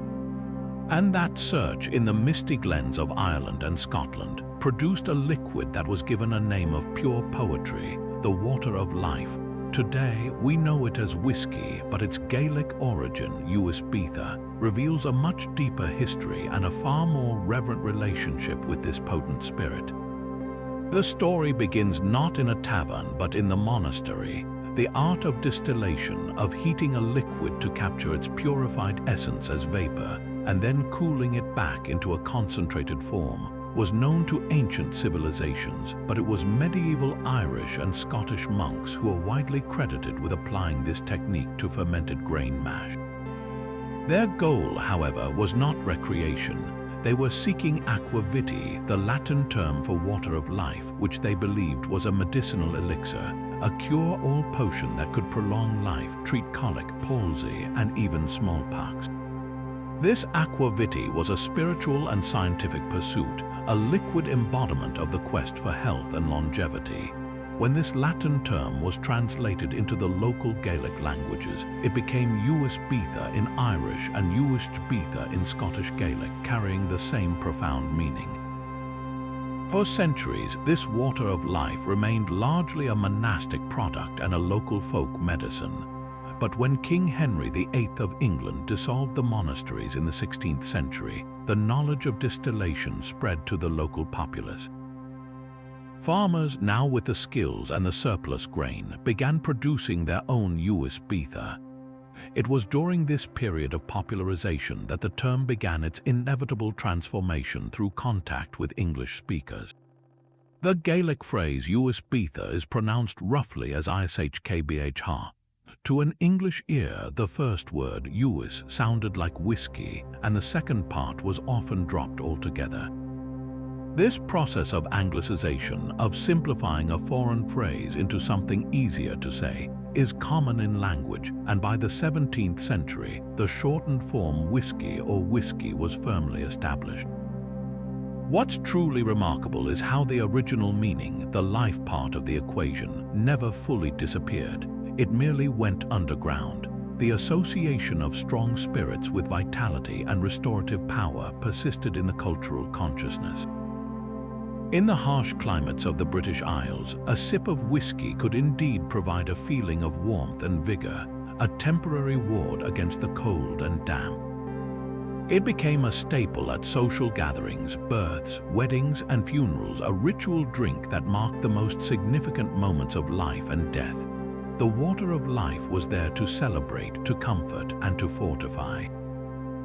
Even the different spellings, whiskey for Irish and American varieties and whiskey for Scottish and Canadian, are a testament to the long and distinct traditions that grew from this single potent source. So when you hear the word whiskey today, you are hearing a condensed history of science, religion, and culture.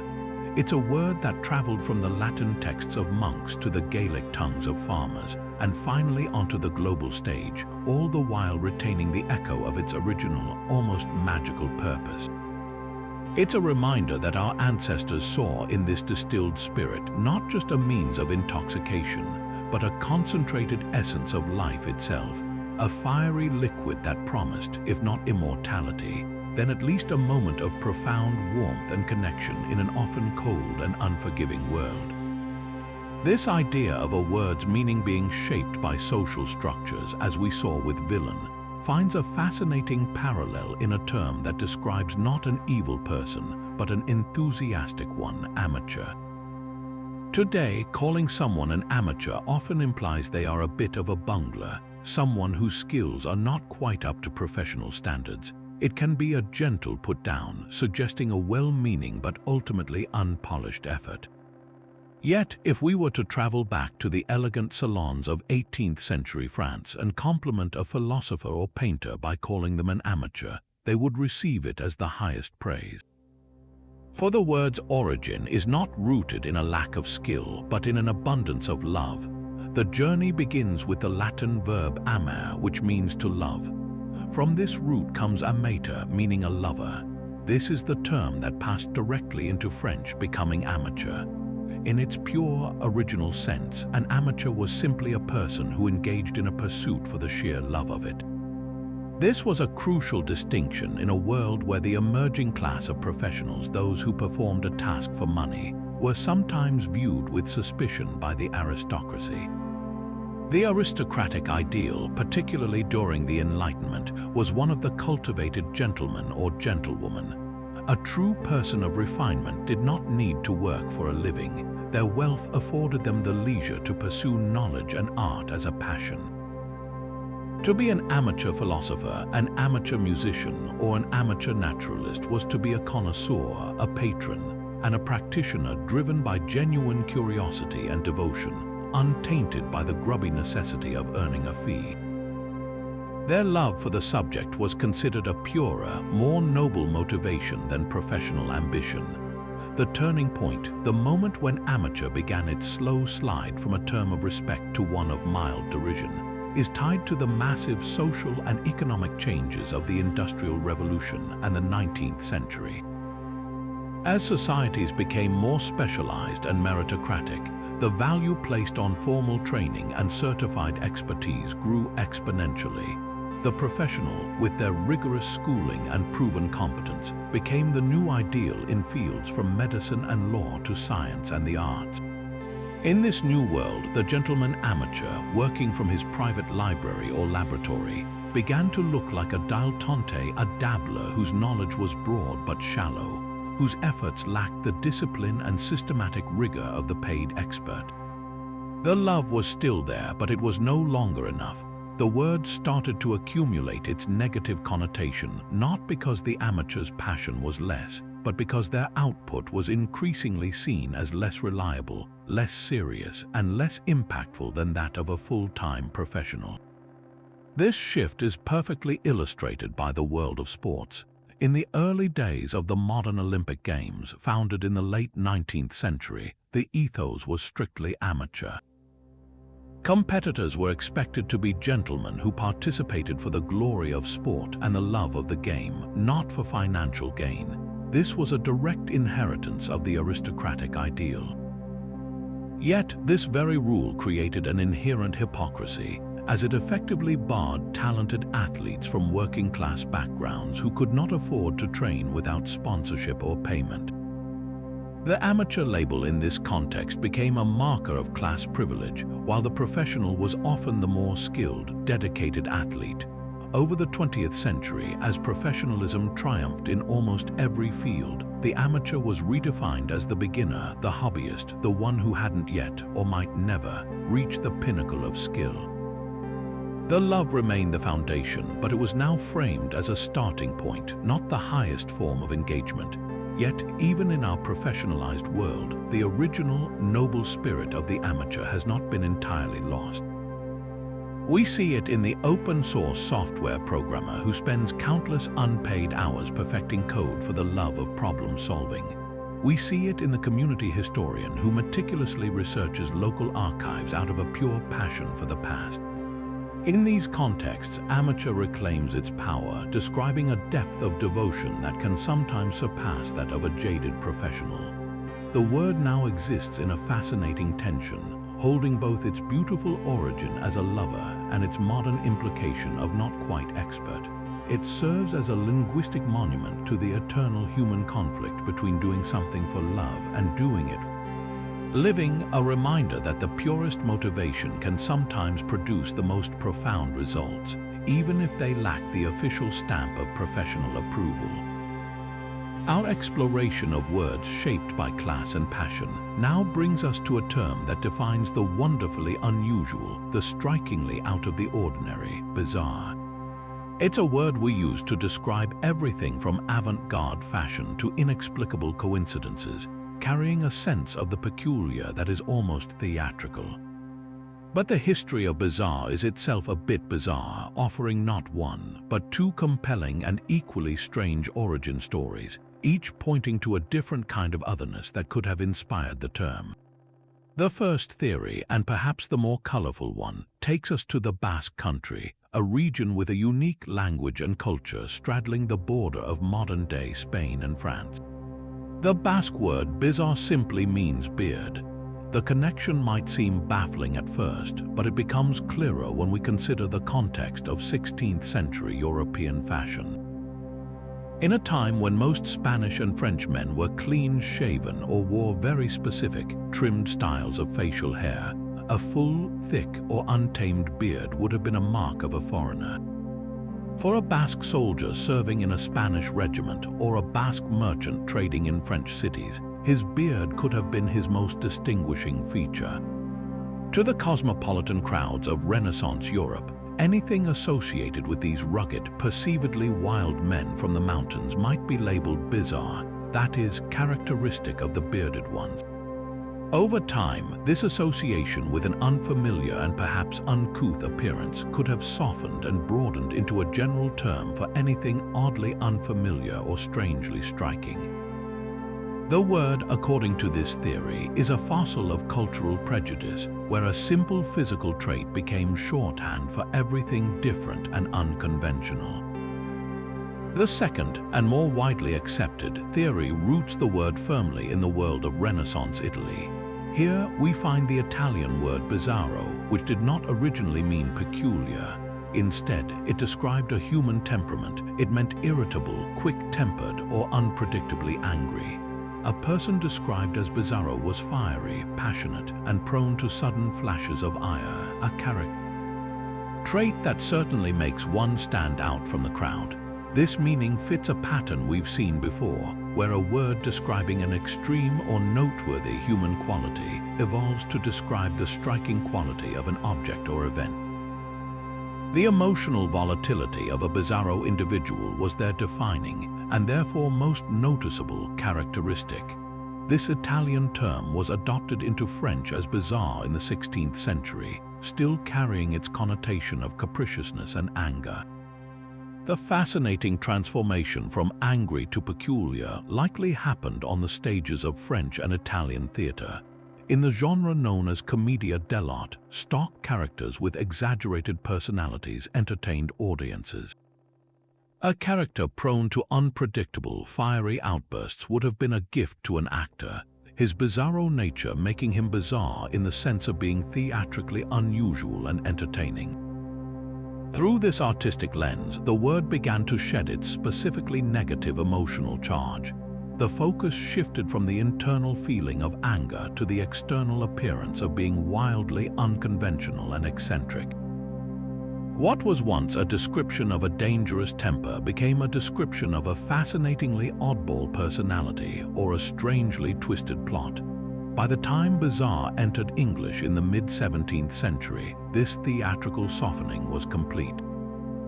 It no longer meant angry, it meant fantastically strange, oddly picturesque, or strikingly unconventional. So, whether bizarre sprouted from the beards of Basque foreigners or the hot-headed characters of Italian comedy, its journey is a masterclass in how we linguistically process the unfamiliar. We take a concrete marker of difference, a facial feature or a personality trait, and we abstract it into a category for everything that challenges our expectations. The word perfectly captures the human tendency to label what we don't immediately understand, transforming a specific observation about outsiders or eccentrics into a celebration of the wonderfully weird. Our journey through the peculiar and the passionate now brings us to a word that seems to capture a very modern ideal or authenticity. The term candid feels perfectly suited to our era of documentary filmmaking and unposed social media photos, representing a desire for truth without pretense. But the purity associated with this word is not a recent invention.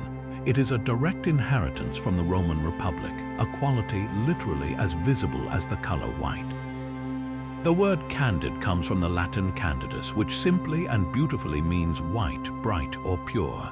In ancient Rome, color was more than just a visual fact, it was deeply symbolic.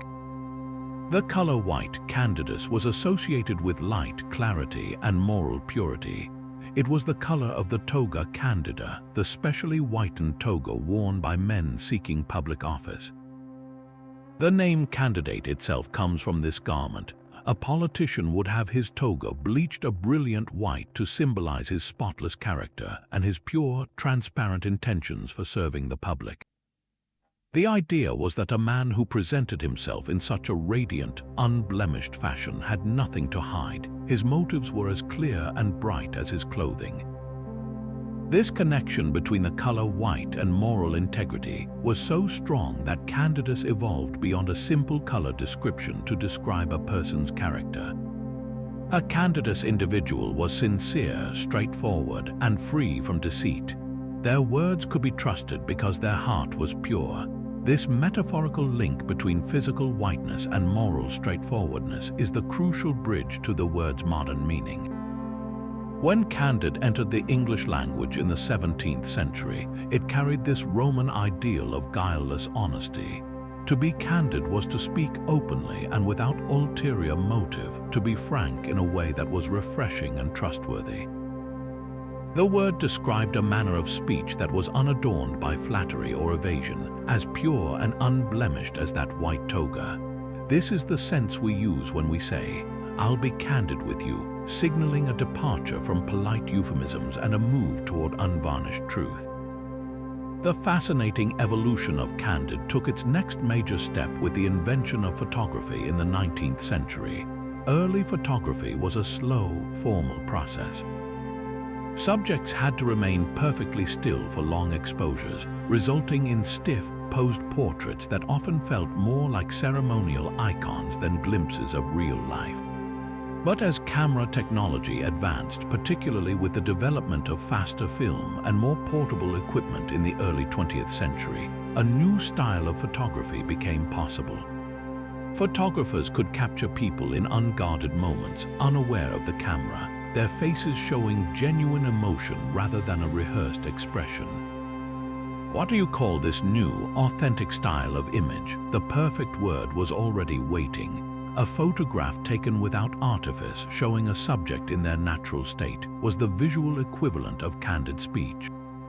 It was pure, unposed, and sincere. Thus, the candid photograph was born, a term that perfectly translated the ancient Roman virtue of truthful presentation into the modern visual age. So, when you describe a politician's speech as candid or treasure a candid shot of a friend laughing, you are invoking a 2,000-year-old symbol of purity. The word connects our contemporary longing for authenticity directly back to the Roman Forum, where a bright white toga was meant to be a window into a virtuous soul. It's a powerful reminder that our most valued modern qualities often have roots in the most tangible symbols of the ancient world, and that the desire for a truth that is bright, clear, and unadorned is a human constant. If the word bizarre shows how we label the unfamiliar, then decimate reveals how we can soften the memory of unimaginable brutality through language. We use it today to mean causing massive, widespread destruction. If a hurricane decimates a coastal town, we understand that the damage is catastrophic and extensive. But this modern usage is a dilution of a far more precise, calculated, and terrifyingly personal form of punishment from the battlefields of ancient Rome. The true meaning of decimate is not about widespread destruction. It's about mathematical, peer-enforced discipline, a practice so chillingly effective that its name alone could quell a rebellion. The key to understanding its original horror lies in its Latin root decimare. This verb is built on decem, the Latin word for 10.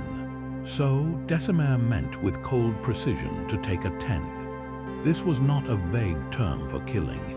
It was the official name for a specific disciplinary procedure in the Roman legions, reserved for the most severe offenses like mutiny, mass cowardice. Desertion in the face of the enemy. The goal was not to annihilate a unit, but to brutally reforge its discipline by making every surviving soldier complicit in the punishment. Imagine a cohort of 500 legionaries that has refused an order to charge. Instead of executing the ringleaders, the commanding general would impose decimation. The entire guilty unit would be assembled and divided into groups of 10 men each. These groups were not random, they were tent mates, men who had trained, eaten, and slept side by side for years. The psychological terror began with the drawing of lots. Each group of 10 would be forced to draw straws or tokens. 9 would draw a token signifying life, the 10th would draw the token of death. But the punishment did not end with this grim lottery. The 9 men who were spared were not allowed to simply walk away. They were then ordered to carry out the execution of their condemned comrade. And the method was deliberately brutal. The unfortunate soldier would be clubbed to death by the very men he had called his brothers. The Romans did not use a quick, clean beheading.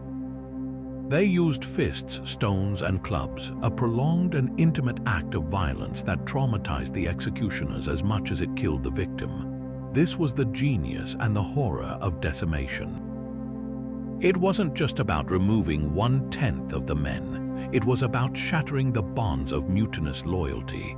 By forcing soldiers to kill one of their own, the Roman command ensured that the survivors would be psychologically broken and utterly reliant on the military structure for their own sense of safety and order. The message was clear: disobedience would not just be punished by the state, but would turn you against your closest companions. This practice, while rare, was documented by Roman historians like Livy, who recorded its use during the early Republic, and it was famously threatened by the general Crassus during the Spartacus slave rebellion to harden his legions. The sheer terror of the procedure made it an effective deterrent. The evolution of the word away from this gruesome specificity is a classic example of semantic broadening. As the Roman Empire faded and its military practices became a subject of historical study rather than lived experience, the word decimate persisted in the language. Scholars and writers, knowing it involved killing, began to use it more loosely to describe any event that caused large-scale loss of life, like a plague or a major battle. The crucial mathematical component, the 1 in 10, was the first element to be forgotten. Once that specific ratio was lost, the word was free to mean any large proportion, and eventually simply to destroy a great number. The original, ritualized peer-on-peer violence was replaced by a general sense of devastation. So, the modern use of decimate as a synonym for devastate or annihilate is, etymologically speaking, an overstatement. When we say a population was decimated by a disease, we are suggesting a 10% loss, not a 90% one. But language is shaped by emotional impact, not mathematical precision. The sheer sound and historical weight of decimate made it feel more powerful than simpler words like destroy. We have kept the Roman word but lost the brutal arithmetic that defined it, turning a term for a calculated, disciplinary nightmare into a general expression for chaos and ruin. It's a linguistic transformation that allows us to speak of ancient horrors without having to confront the full, intimate terror of what they actually were. Moving from the calculated terror of decimation to a state of what we would now call pure, unbridled passion, our next word is enthusiasm. It's a term we use positively to describe a vibrant, infectious energy, a deep and eager enjoyment for a hobby, a cause, or a new idea. We encourage enthusiasm in our children and seek it in our colleagues. But this modern, wholly positive meaning is a world away from the word's dangerous and mystical origins in ancient Greece. To the Greeks, enthusiasm wasn't about personal passion. It was about divine possession, a condition that was as terrifying as it was powerful. The word enthusiasm comes directly from the Greek enthousiasmos, which itself is built from two parts, en meaning in and theos meaning God. So, an enthusiast was literally someone who had a god within them. This was not a metaphor for being very excited. It was a literal, physiological state believed to be caused by a deity, most commonly Dionysus, the god of wine and ecstasy, or Apollo, the god of prophecy, taking temporary control of a mortal's mind and body. This state of enthusiasmos was a form of divine inspiration or frenzy. The most famous examples were the oracle of Delphi, the Pythia, who would breathe in vapors rising from a fissure in the earth, and possessed by Apollo, utter cryptic prophecies that priests would then interpret. Similarly, the Maenads, the female followers of Dionysus, were said to be driven into a wild, ecstatic frenzy in the mountains, a state of enthusiasmos where they were capable of superhuman strength and even violence.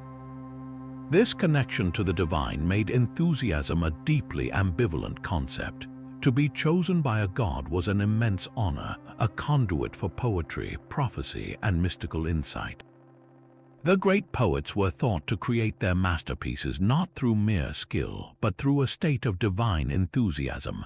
However, for the average, orderly Greek citizen, this loss of self-control was profoundly suspicious. A person in the grip of enthusiasm was unpredictable, potentially dangerous, and operating outside the rational, civic-minded ideals of Greek society. They were not themselves, they were a vessel for a force that could be creative or destructive.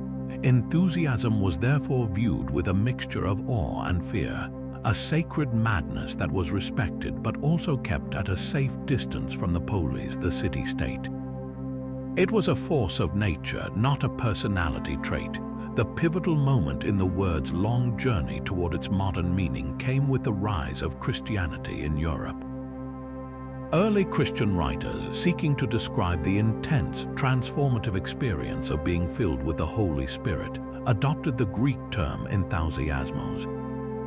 They used it to describe the state of the apostles at Pentecost, who spoke in tongues and were empowered to spread the gospel. In this new context, the core idea of being God-possessed remained, but the specific God had changed, and the phenomenon was now framed within a structured religious orthodoxy.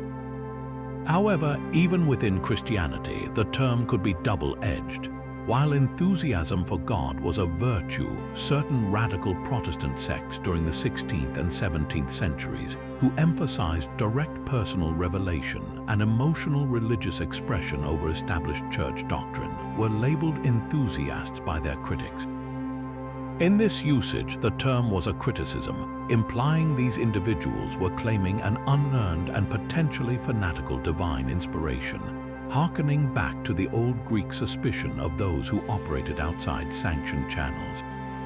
The final, crucial shift from a religious state to a secular feeling of keen enjoyment began during the Age of Enlightenment in the 18th century. This was an era that championed reason, individualism, and human potential. Thinkers began to reinterpret intense human emotions not as visitations from a deity, but as natural, powerful expressions of the human spirit itself. The passion a scientist felt for discovery, the fervor an artist had for creation, the zeal a reformer had for justice, these were all forms of enthusiasm that originated within the individual, not from an external divine force. This was a monumental demystification of the concept. The God was removed from the equation, but the intense, motivating energy remained. Enthusiasm was humanized. It was no longer a dangerous possession, but a commendable drive, a positive and contagious energy that could fuel progress and personal fulfillment. By the 19th century, the word had fully settled into its modern, secular meaning. It became a virtue of the industrial age, describing the eager diligence of a worker or the passionate interest of a collector.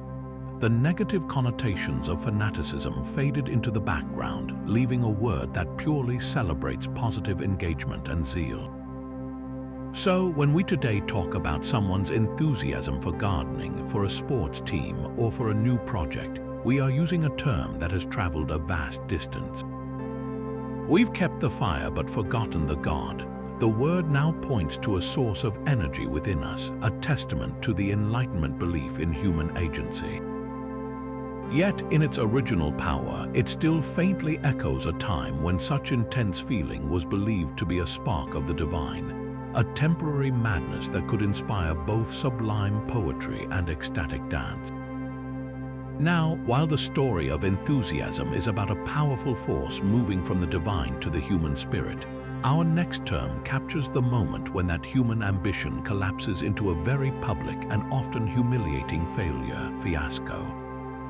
It's a word we use for a total, spectacular mess, a plan that has gone disastrously wrong in full view of everyone. But the origin of fiasco is surprisingly humble and tactile, rooted not in grand disasters, but in the delicate, fiery art of Italian glassblowing. The word is Italian for bottle, plain and simple. So how did a simple bottle become synonymous with a crashing failure? The answer lies in the workshops of Venice, where master glassblowers turned the island of Murano into a legendary center for crystal craftsmanship. The most popular and charming theory takes us directly to these Murano furnaces. Venetian glassmakers were renowned for their incredibly intricate and elaborate creations, delicate goblets, ornate chandeliers, and complex sculptures that were valued across Europe. The process of creating these masterpieces was incredibly difficult. A single flaw, an unseen bubble in the glass, an uneven heating, a moment of miscalculation as the molten crystal was shaped, could ruin an entire piece that had taken hours of painstaking work. But rather than discard the flawed material entirely, the glassblowers had a practical solution. They would not waste the glass. Instead, they would quickly reshape the ruined object into something much simpler, much more basic, a plain, utilitarian bottle.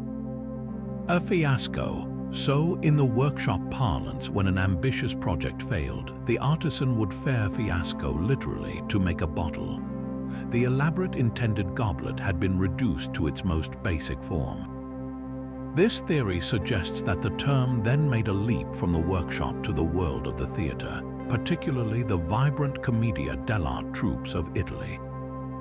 If a performance was going badly, if the actors were forgetting their lines or the jokes were falling flat, a player might whisper that they were making a bottle of it, using the glass-blowing metaphor to mean that their artistic ambition was collapsing into something crude and simple. The audience's disappointed reaction was the equivalent of the master glassblower seeing the flaw appear in his crystal. From the stage, the term would have spread into general Italian usage to describe any kind of botched endeavor, and from there it was adopted into French and English in the 19th century. It's a wonderfully poetic origin story, turning a moment of artistic compromise into a universal symbol for failure. There is, however, an alternative theory that connects fiasco more directly to the theatre without the glass-blowing intermediary. This version points to a once famous play by the French writer M. de Florian in the 1780s titled The Fiasco. The play itself was about a theatrical failure, and it was said to be so unpopular that its title became a byword for a disastrous performance. According to this view, the word entered the popular lexicon directly from the reputation of this one notorious play. While this is possible, the glass-blowing origin is often considered more likely because it provides a vivid, logical metaphor that explains why bottle would mean failure in the first place. The play called The Fiasco may have simply been using an existing Italian slang term, thereby popularizing it internationally rather than inventing it. Whichever path it took, the journey of fiasco is a fascinating example of how a specific technical term from a skilled trade can escape its original context to describe a universal human experience. It captures the particular sting of a failure that is not just a private mistake but a public spectacle, where high hopes are visibly diminished into a disappointing reality. The word carries with it the ghost of that Murano craftsman, looking at his flawed crystal and making the best of a bad situation, turning a potential total loss into, at the very least, a simple, functional bottle. So the next time a project at work or a social event turns into a complete fiasco, you can think of it not just as a disaster, but as a moment of creative salvage where the elaborate goblet of your plans has, for now, become a humble bottle. From the very public collapse of a fiasco, we turn inward to a quality we deeply cherish in both objects and people, the quality of being genuine. It's a word that carries immense weight in our modern world, where authenticity is often seen as a rare and valuable commodity. We seek genuine connections, genuine emotions, and genuine artifacts, all in an effort to cut through the noise of artifice and pretense. But the story of genuine itself is one of the most intimate and physically touching etymologies we've encountered, rooting the concept of authenticity not in abstract philosophy, but in a powerful gesture of family and belonging within ancient Roman culture. The word travels directly back to the Latin genuinus, which meant native, natural, or innate. Something genuinus was what it was by its very birth and nature. But the most compelling and widely accepted theory for the origin of genuineness takes us to a very specific domestic scene. It is thought to be derived from genu, the Latin word for knee. In ancient Rome, when a father wished to formally acknowledge a newborn child as his own, to bestow upon it the legitimacy of his name and lineage, he would perform a simple yet profound ritual. He would place the infant upon his knee. This act of setting the child on his genu was a public declaration of paternity, an acceptance of the baby into the family fold. A child acknowledged in this way was therefore genuineness, a true and legitimate offspring, natural to the father. This origin story grounds the idea of genuineness in the most fundamental social unit, the family. To be genuine was to have your place in the world confirmed by a physical act of acknowledgement from your father. It was about legitimacy in the most literal sense. A genuine Roman citizen was one whose lineage was properly established, whose identity was not in question. This stands in stark contrast to words that imply truthfulness through external verification. Here, the truth is internal to the relationship itself, cemented by a gesture of care and recognition. The knee, a symbol of support and foundation, becomes the very seat of authenticity. The evolution of this term from a specific legal and familial status to a broad adjective for anything authentic is a fascinating process. As the word passed through late Latin and into English in the late 16th century, it began to shed its strict connection to human lineage. The core idea of naturalness and innate character remained, but it was applied more broadly. A genuine pearl was one that occurred naturally, not a cultured imitation. A genuine signature was one that was authentically produced by the named person, not a forgery. The word's meaning expanded from describing a person's rightful place in a family to describing an object's rightful place in a category of origin. Is this painting a genuine Rembrandt? The question echoes the ancient query: does this person rightfully belong to this family? The final step in the word's journey was the shift from describing objective origin to describing subjective character. By the 18th and 19th centuries, genuine was increasingly used to describe human emotions and behavior. A genuine smile was one that spontaneously reflected inner joy, not a social performance. A genuine person was one whose actions aligned with their inner feelings, free from affectation or ulterior motive. This usage directly parallels the original Roman concept. Just as a genuinest child's identity was confirmed by the father's acknowledging gesture, a genuine emotion is one whose external expression is confirmed by an internal, authentic source. The pretense is absent because the person's outward behavior is a legitimate offspring of their inner state. So when we describe someone as genuine today, we are invoking an ancient ideal of legitimacy that began with a child being placed on a father's knee. We've moved the concept from the legal sphere of family law to the psychological sphere of personal integrity, but the foundational principle remains the same. Something genuine is what it claims to be, its worth and identity confirmed by its undisputed origin. It's a word that connects our modern longing for authenticity to a primal human need for belonging and recognition, a reminder that being true to oneself is ultimately about being true to one's own nature. The concept of a hazard, born from the dice games of the medieval Arab world, has expanded far beyond unpredictable chance to become a cornerstone of modern safety and regulation. We now systematically identify and classify dangers, and the word itself has been stretched to cover a breathtaking range of specific threats. Take the term biohazard, for instance. This is a perfect example of how we've taken the ancient idea of a risky gamble and applied it to invisible, microscopic perils. The iconic symbol, a trefoil of 3 curved blades in bright orange or red, is now universally recognized as a warning against biological agents that could cause harm to living organisms. When a laboratory technician handles a vial of a dangerous virus, or when medical waste is disposed of in special containers, they are navigating a landscape of biohazards. This modern usage strips away any notion of mere luck. It's about managing a known, quantified risk with precise procedures. The hazard is no longer a roll of the dice but a pathogen whose properties are studied and whose dangers are meticulously contained. The word has evolved to describe not just the gamble but the dangerous substance itself, demonstrating our need to label and control the invisible threats that surround us.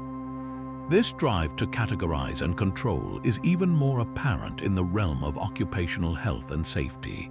Here, the word hazard is the central organizing principle of entire industries. A workplace hazard is any condition or practice with the potential to cause harm. This can be a physical hazard like unguarded machinery or slippery floors, a chemical hazard like exposure to toxic fumes, an ergonomic hazard like a workstation that leads to repetitive strain injuries, or even a psychological hazard like excessive workplace stress. Governments around the world have established agencies like the Occupational Safety and Health Administration in the United States, whose entire mission is to mandate hazard communication and require employers to conduct hazard assessments.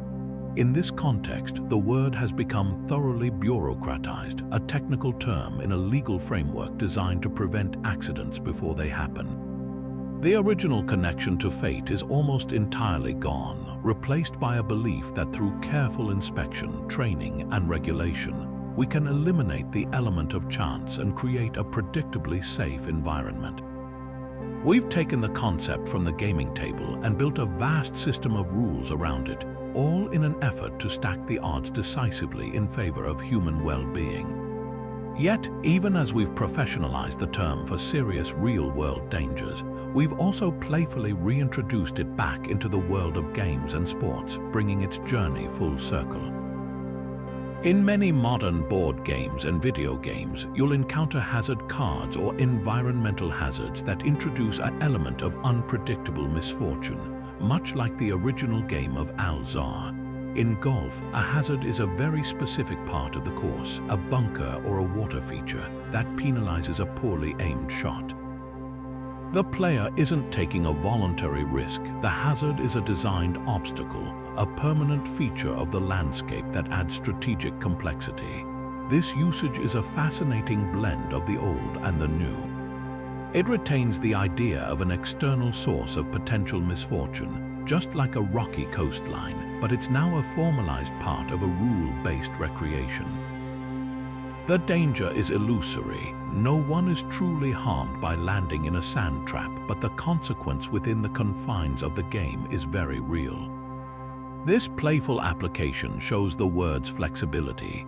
It can describe a life-threatening chemical spill with the same grammatical structure as a tricky patch of sand on a golf course, proving that our language comfortably holds both the profoundly serious and the delightfully trivial. The true breadth of hazard's evolved meaning is perhaps best seen in the simple, ubiquitous object known as the hazard light.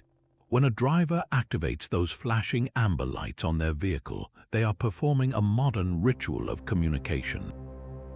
They are signaling to other road users that their car is itself a temporary hazard.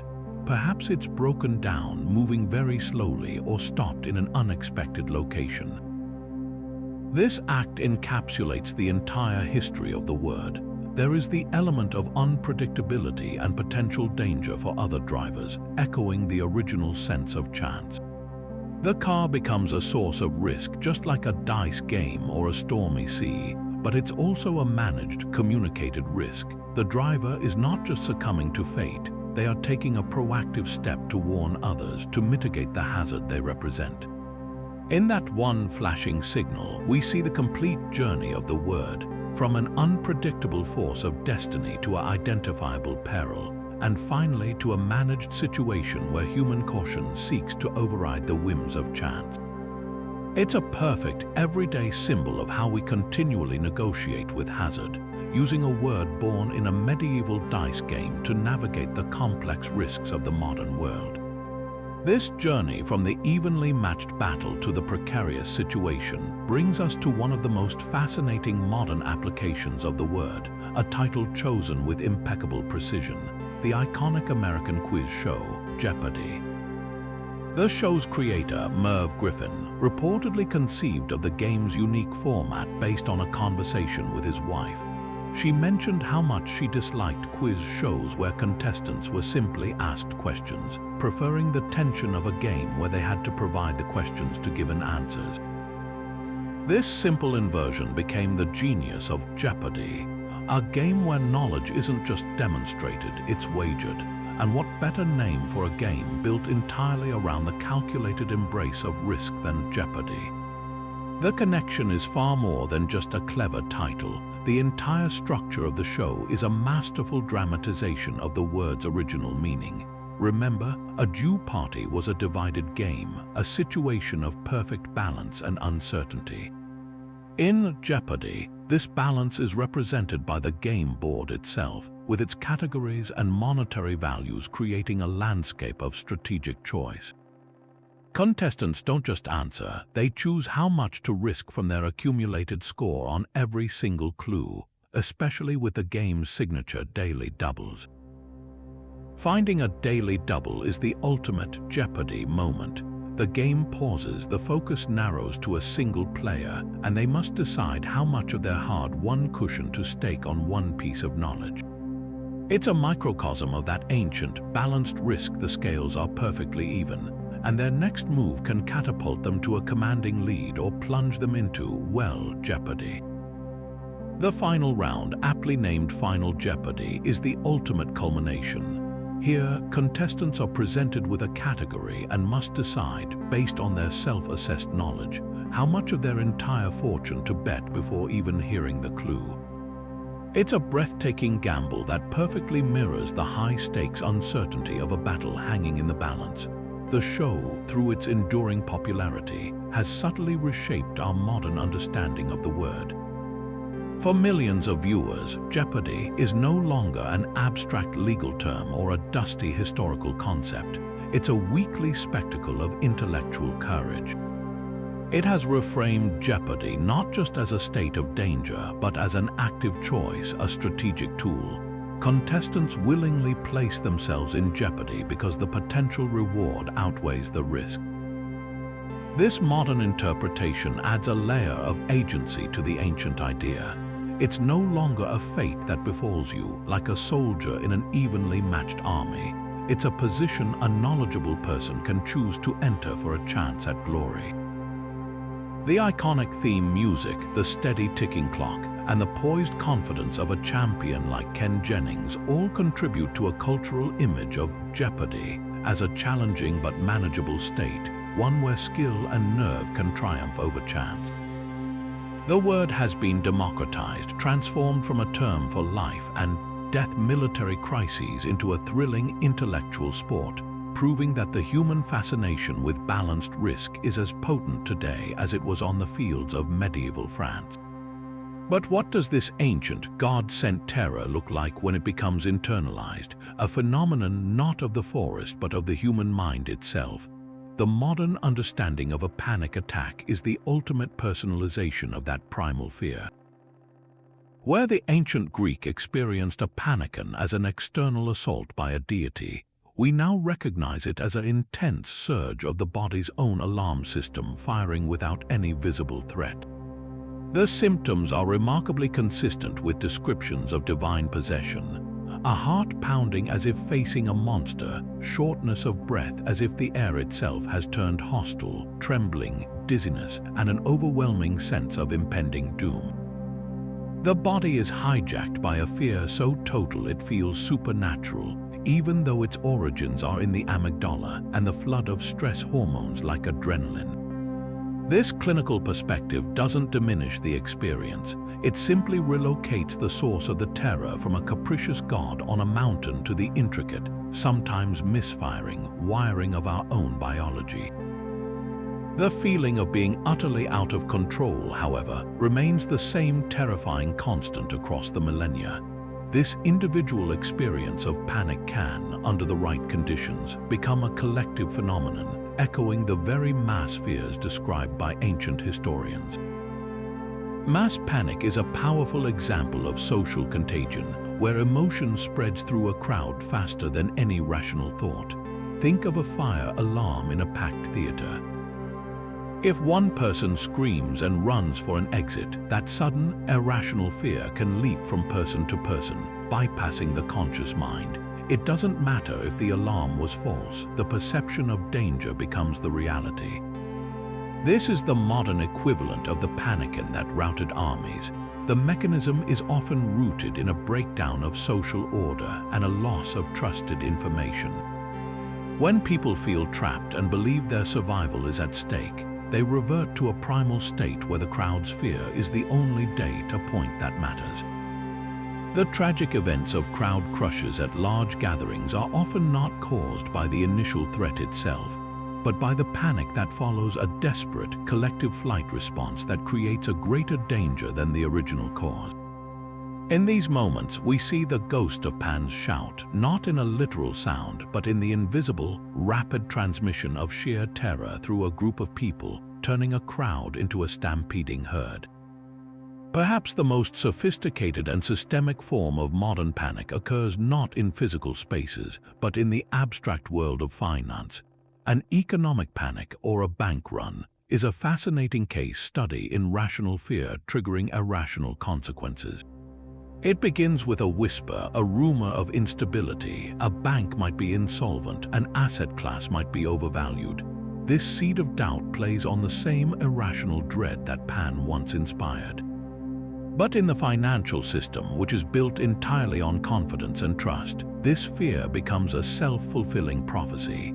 If enough depositors believe a bank is unsafe, they will all rush to withdraw their money at once. But a bank doesn't keep everyone's cash in a vault. It's lent out to other people. The bank cannot possibly honor all the withdrawal requests simultaneously, so it fails, proving the depositor's fear was correct after all. The panic created the very crisis it feared. This is why government institutions like the Federal Deposit Insurance Corporation were created, not just to protect people's money, but to break the psychological cycle of panic. By guaranteeing deposits, they attempt to remove the rational reason for the irrational fear, acting as a modern bulwark against the ancient, contagious power of the panican. So, while we have replaced the God Pan with neurotransmitters, crowd dynamics, and market psychology, the essential nature of panic remains unchanged. It is a sudden, overwhelming, and often irrational fear that short-circuits our higher reasoning and triggers a primal fight or flight response. Whether it's a single individual gripped by a panic attack, a crowd surging in terror, or investors selling in a frenzy, the pattern is eerily similar to the one described thousands of years ago. We may have demystified its origins, but we have not tamed its power. The wild god may have vanished from our belief systems, but his legacy endures in the sudden, inexplicable dread that can still grip us, proving that some ancient echoes are written not just in our language, but deep within the core of our human psyche. From the fiery spirits of whiskey to the wild cries of panic, from the brutal discipline of decimation to the nurturing gardens of kindergarten, these 30 words have taken us on an unforgettable journey through the corridors of time. And what a journey it has been. We have seen how a simple dice game gave us our concept of a hazard, how a philosophical idea of a no place created our vision of a perfect world, and how the acknowledgement of a child on a father's knee became our deepest measure of authenticity. Each of these words is far more than a tool for communication. It is a living artifact, a fossilized imprint of a forgotten world, carrying within its syllables the DNA of dead languages, fallen empires, and beliefs that once shaped entire civilizations. Language, as we have discovered, is the ultimate historian. It is a continuous, unbroken record of human experience, chronicling our fears, our discoveries, our prejudices, and our aspirations with an honesty that official histories often lack. The words we casually speak today are a mosaic pieced together from the shards of countless yesterdays. They reveal how a society that viewed learning as magic would call an enchantment glamour, and how a culture that built vast empires on military discipline would create a word as chillingly precise as decimate. Our vocabulary is a museum, and every conversation is a walk through. Galleries where the artifacts are not behind glass but alive on our tongues. This exploration shows us that the evolution of language is not a dry, academic process. It is the story of us. It is the story of how we have tried to make sense of the world, from attributing madness to the moon to celebrating the pure passion of an amateur. So, as we reach the end of this particular journey, I want to leave you with a simple invitation. The next time you speak, pause for just a moment and listen to the echoes. When you describe a mistake as egregious, remember the Roman senator who would have taken it as a compliment.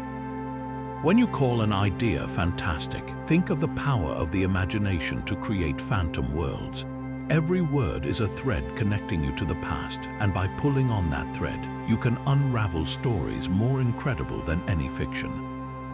What words do you use that might have a secret history? What common terms in your life, from your profession to your hobbies, might have origins that would completely change how you see them?